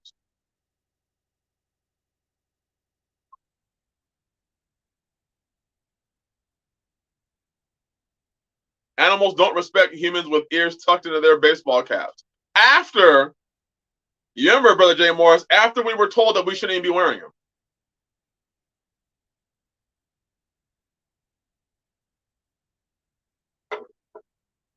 I mean, I'm dumbfounded at how basic and how foolish those of us that believe in this faith, how foolish we are to believe that some internet pastor. We have people being fooled by internet personality. We have people losing their marriages over internet personality. We have people giving up their shit over internet personalities. Literally. You're right. Narrow way path. The internet is a blessing and a curse. It absolutely is. And here's the book. The internet is a blessing for those that obey, but it seems to be a curse for those that don't. If you ain't obeying the book, you'll be on the internet doing all sorts of crazy shit. If you obey the book, you'll be on the internet doing what we oftentimes do, building brotherhoods, building families, building homesteads. You'll be on YouTube trying to figure out how to put a wall up. That's what I did. How to put your solar system up. That's what I did. I do these live streams for brotherhood, so that sisters can join. Why don't we use this for a blessing? So that sisters can join brothers' household, instead of using it for destruction and to gain power over somebody else. Let's make it simple. If you are looking for truth in an organized group, you're going to spend your entire life buried in bullshit. You will not find truth in any church. Read the book. You simply won't. That's so clear and concise. So clear and concise. The truth is in the book. Right? In the book. It's just a renewed covenant. The whole book, the law.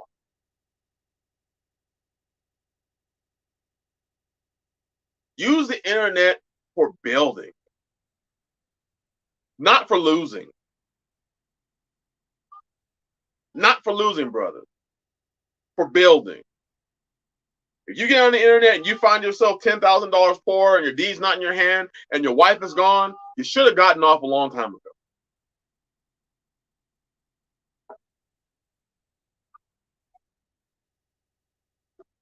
This book, what I'm realizing, and here's a sad reality, this book is a blessing to few and a curse to most.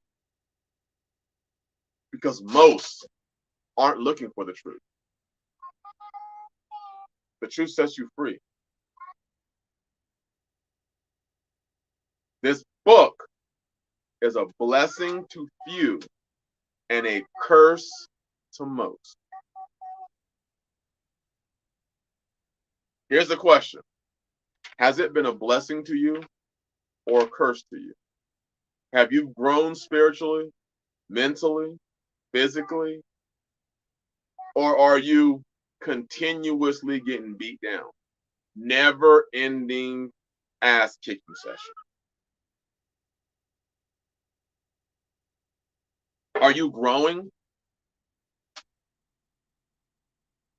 Yeah, that's right. The word is a double-edged sword. Absolutely, Brother Jay Moore. Absolutely. This book has been the thing that has saved my life and set me free. This book. The internet should have been something that we use to build, as my brother Narrowway Pass said, build networks, community, not the communities you see, not that. I'm talking community. Yeah, absolutely, Brother Gary. It's like a good workout. If you handle the book righteously and you allow Yah to chasten you, you'll be sore, but you'll grow. That's right, Brother House Lamar. It mentions no under shepherds. So like I've always said, if you take this book, as my brother David coined the term, Brother David, bless you, my brother, the book plus nothing, take this book, add nothing else to it. It doesn't need your seasoning, pastors. It doesn't need your additives, elders. It doesn't need your GMOs, church, your genetically modified opinions. It doesn't need it. It's perfect the way it is. Sure, we have to look behind some words. But it doesn't need your additives or your opinion. None of that.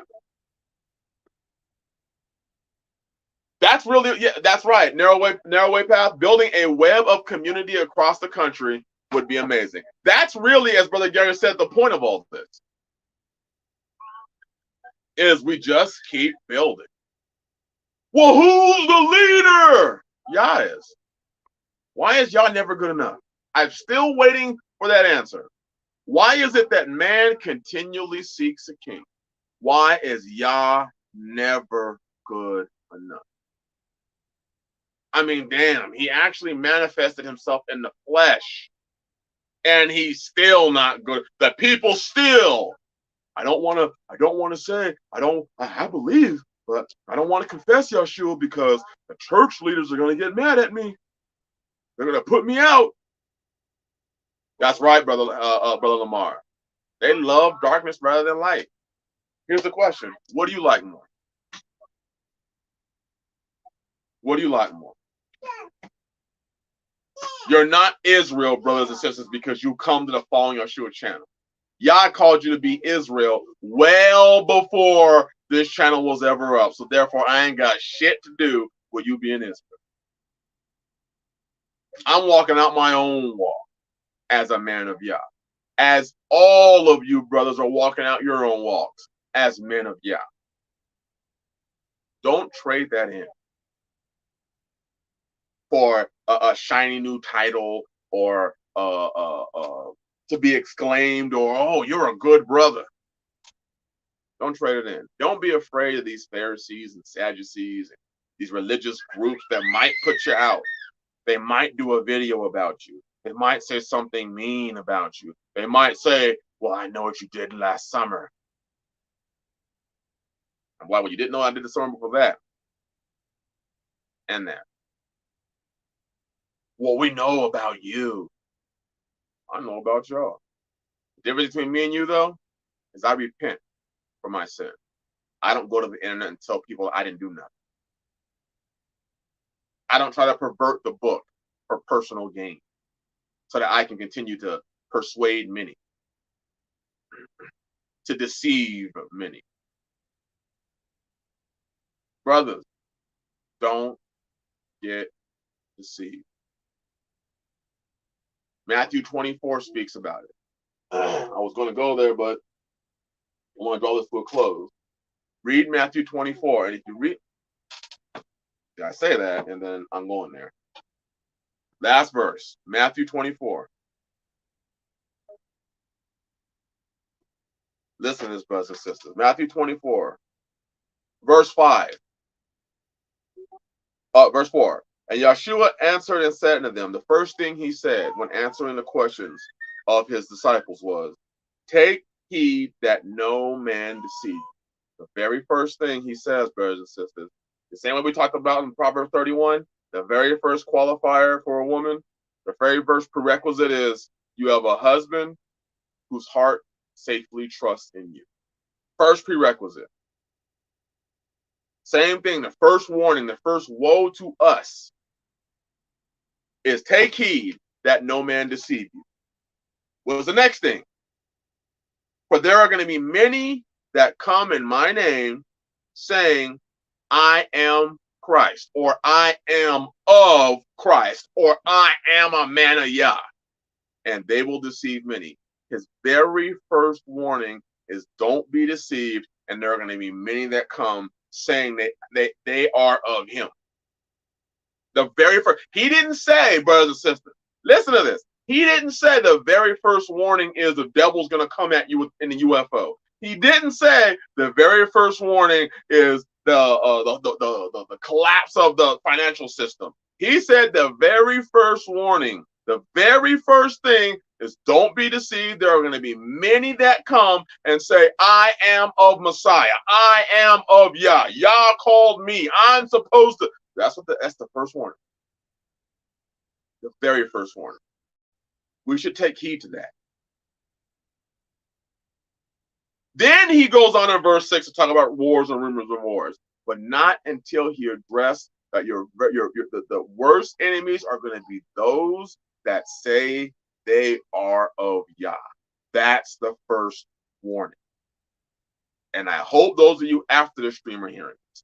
The first warning is the people that come by and they may have the head covering, they may have the skirt, they may have the fringes, the beard, the name, the menorah, the accolades, the garments. They're gonna have all that, and say they are of Christ, say that they are of Messiah, that I am His, I am His shepherd, I am His spokesman. He called me. They may even question who called you. See, but they won't actually tell you who called them, because I know who called them. They know who called them. They will come in His name. They will use His name. They may, and if they're using His name, they come in His name, they may even use His power. It says, for many shall come in my name. They're going to come in the name of Yahshua, which means they may also be very adept at using the power of His name and claim that power for Himself. You mean the China balloons aren't in the scriptures? I mean, that could fit in the wars and rumors of wars. We know where we're marching, the direction we're marching in, but so many people, especially, in the preparedness movement, they focus solely on what's going on in Ukraine and what's going to happen with the wheat deal, and oh no, they bombed the bridge, or a Russian ship got hit by a drone. And I'm looking at like, yeah, but that's part 2. Part 1 is that we're not supposed to be deceived. And the deception is probably going to come from people that claim that they are of Messiah. That's the first one.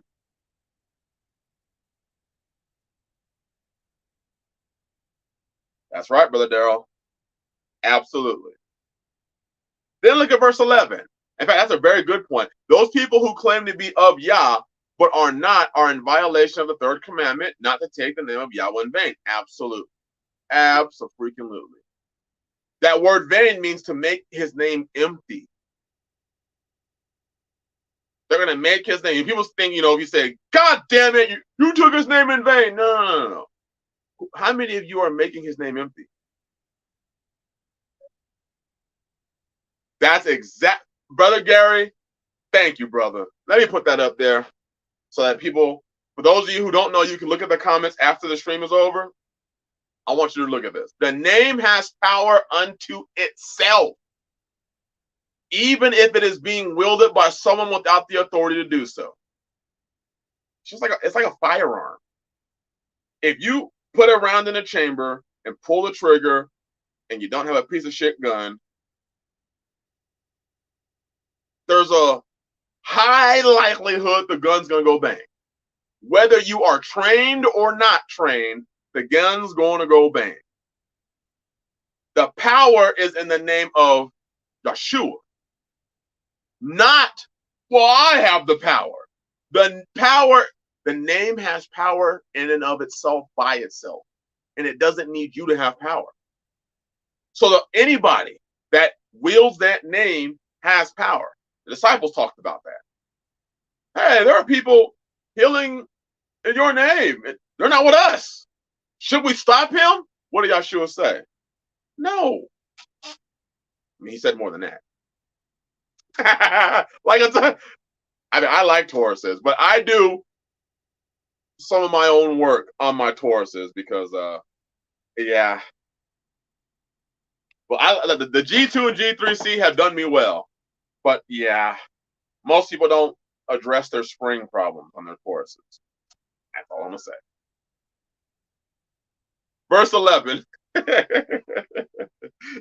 And many false prophets shall rise and deceive many. Listen, leave my pink one alone. I mean, my maroon one alone. It's not. See, that was a trap.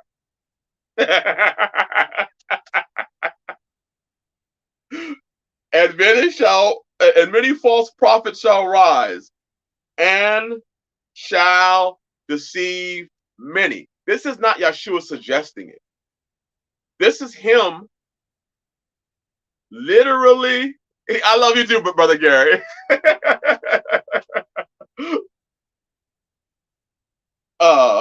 It's not him suggesting, it's him telling you what's going to happen. He is telling you in many, well, actually, let's go to verse 6 again, or 5.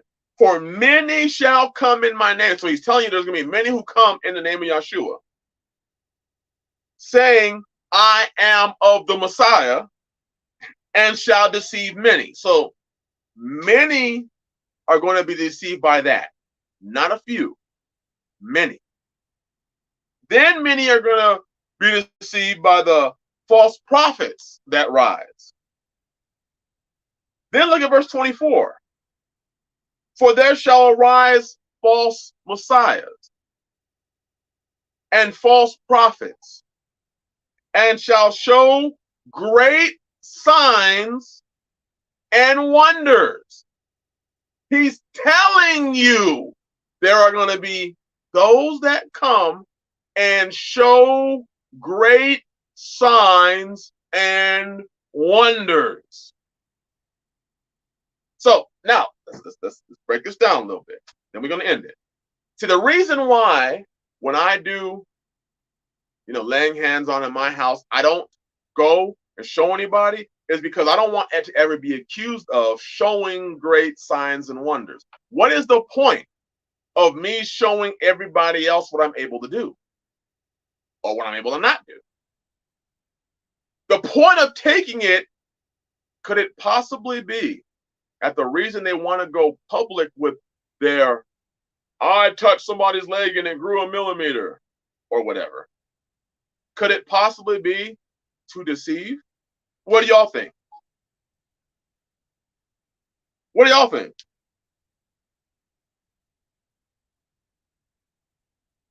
Could that be why people want to run around and tell everybody what they've done? Benny Hinn swinging a jacket around, being televised all over the world, him swinging a jacket, hitting people, and they're being delivered?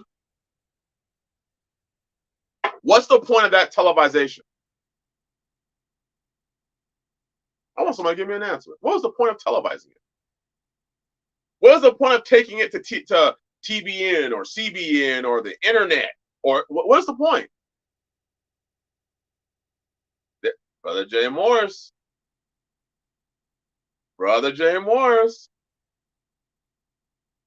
Deception and greed. Because remember, Brother J. Morris said he laid hands on his wife.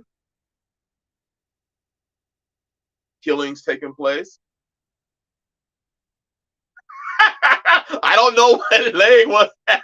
That is Fallen Sky. Oh gosh. Overbus said programming. Oh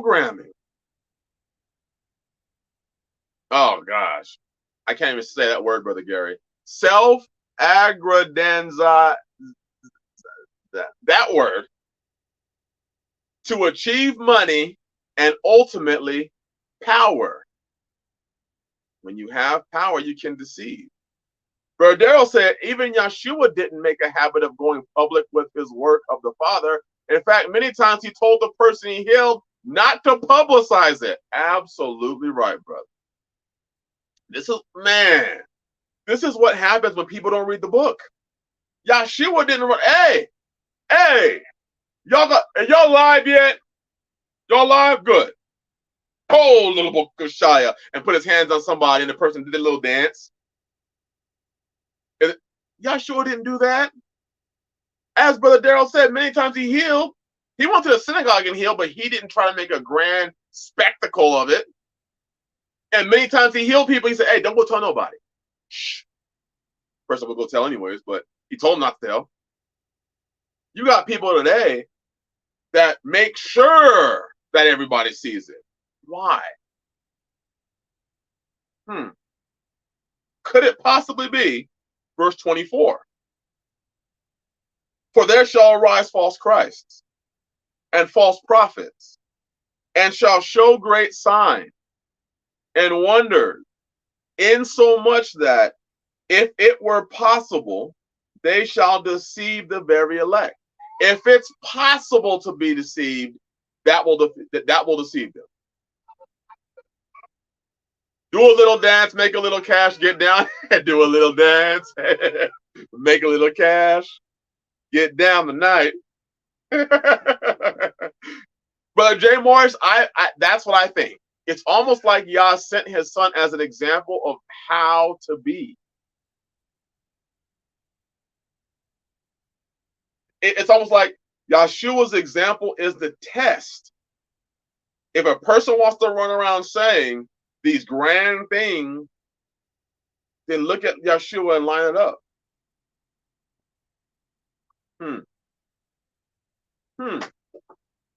You mean he manifested himself in the flesh to be an example?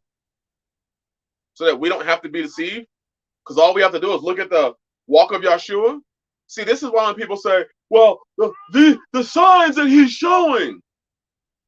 The Bible says that they shall deceive the very elect. These signs aren't for us. These or to signify he's a pastor. These signs are to deceive. Because we just witnessed that there are countless brothers with the signs of healing. The Bible says it's a gift. With the gift of laying on of hands.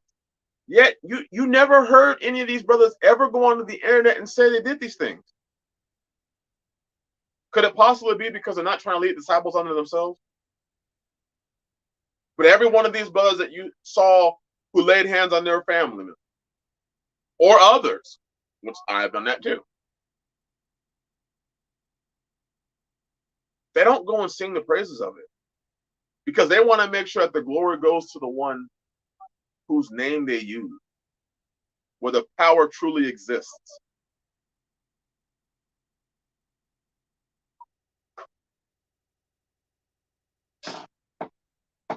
They seek the glory for themselves instead of giving it to Yah. Absolutely.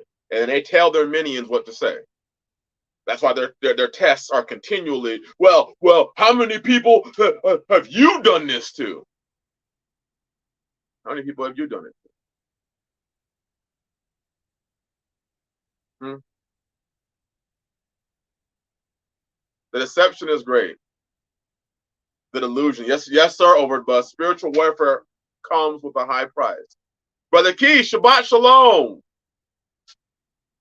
We have to understand this deception and why Yeshua took the time in Matthew 24 to let us know that whenever he said you saw deception, remember, that deception was always within the faith.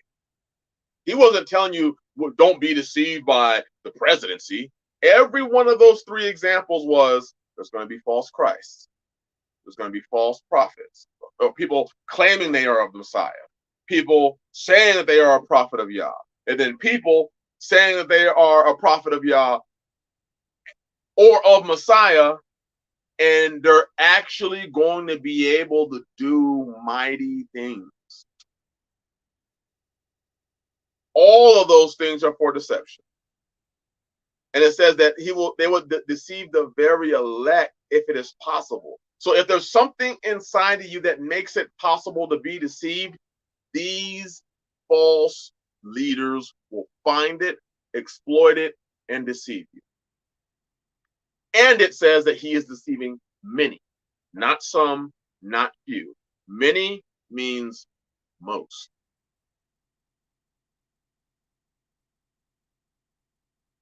It is our charge to take heed to the warning that Yeshua gave us. His first warning, don't be deceived. Before rumors of wars, before famine, before pestilence, before the sun, the stars fall, before all that, just don't be deceived. Because there are going to be many that come in my name saying, I'm Shep. I'm the man of Yah. And if you just listen to that from the start, you would know that's deception. Because each one of you men is a man of Yah. If you are a man and you serve Yah, and you are the man in your home, you are the man of Yah. Don't trade that in for nothing. And as he read in John chapter 12, verse 36 through 43, never be afraid to confess Yah, to confess Yahshua. And if the church kicks you out, if the church threatens to kick you out, then I guess y'all don't want you there.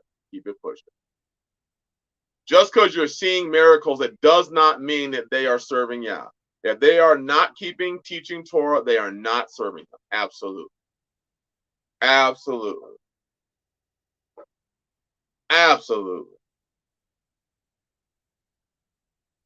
Because you're about to start seeing them lying wonders.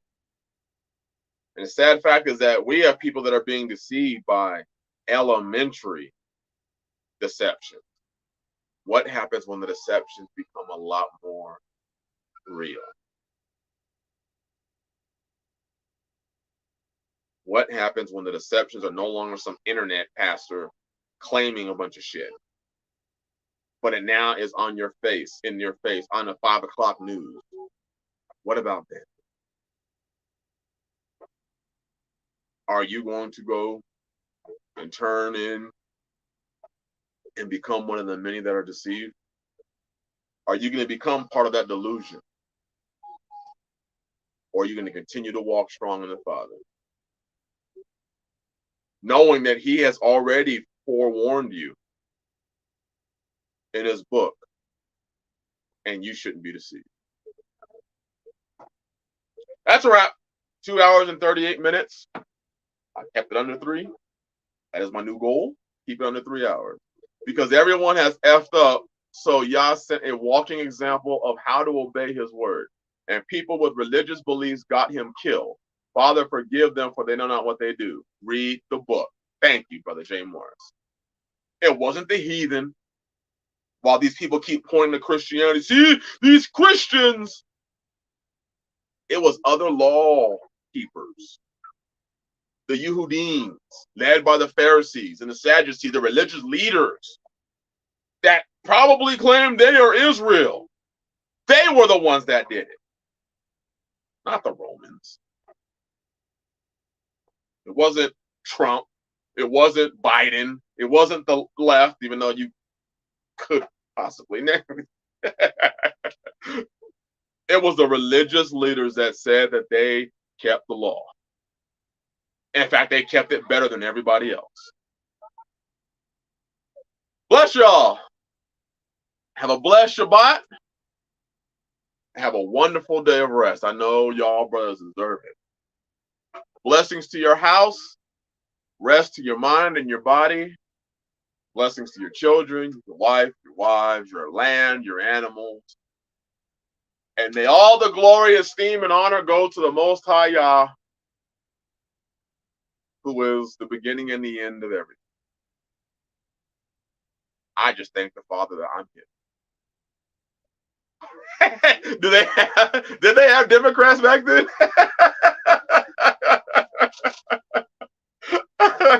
I wouldn't be surprised if they spawned out of that pharisaical system.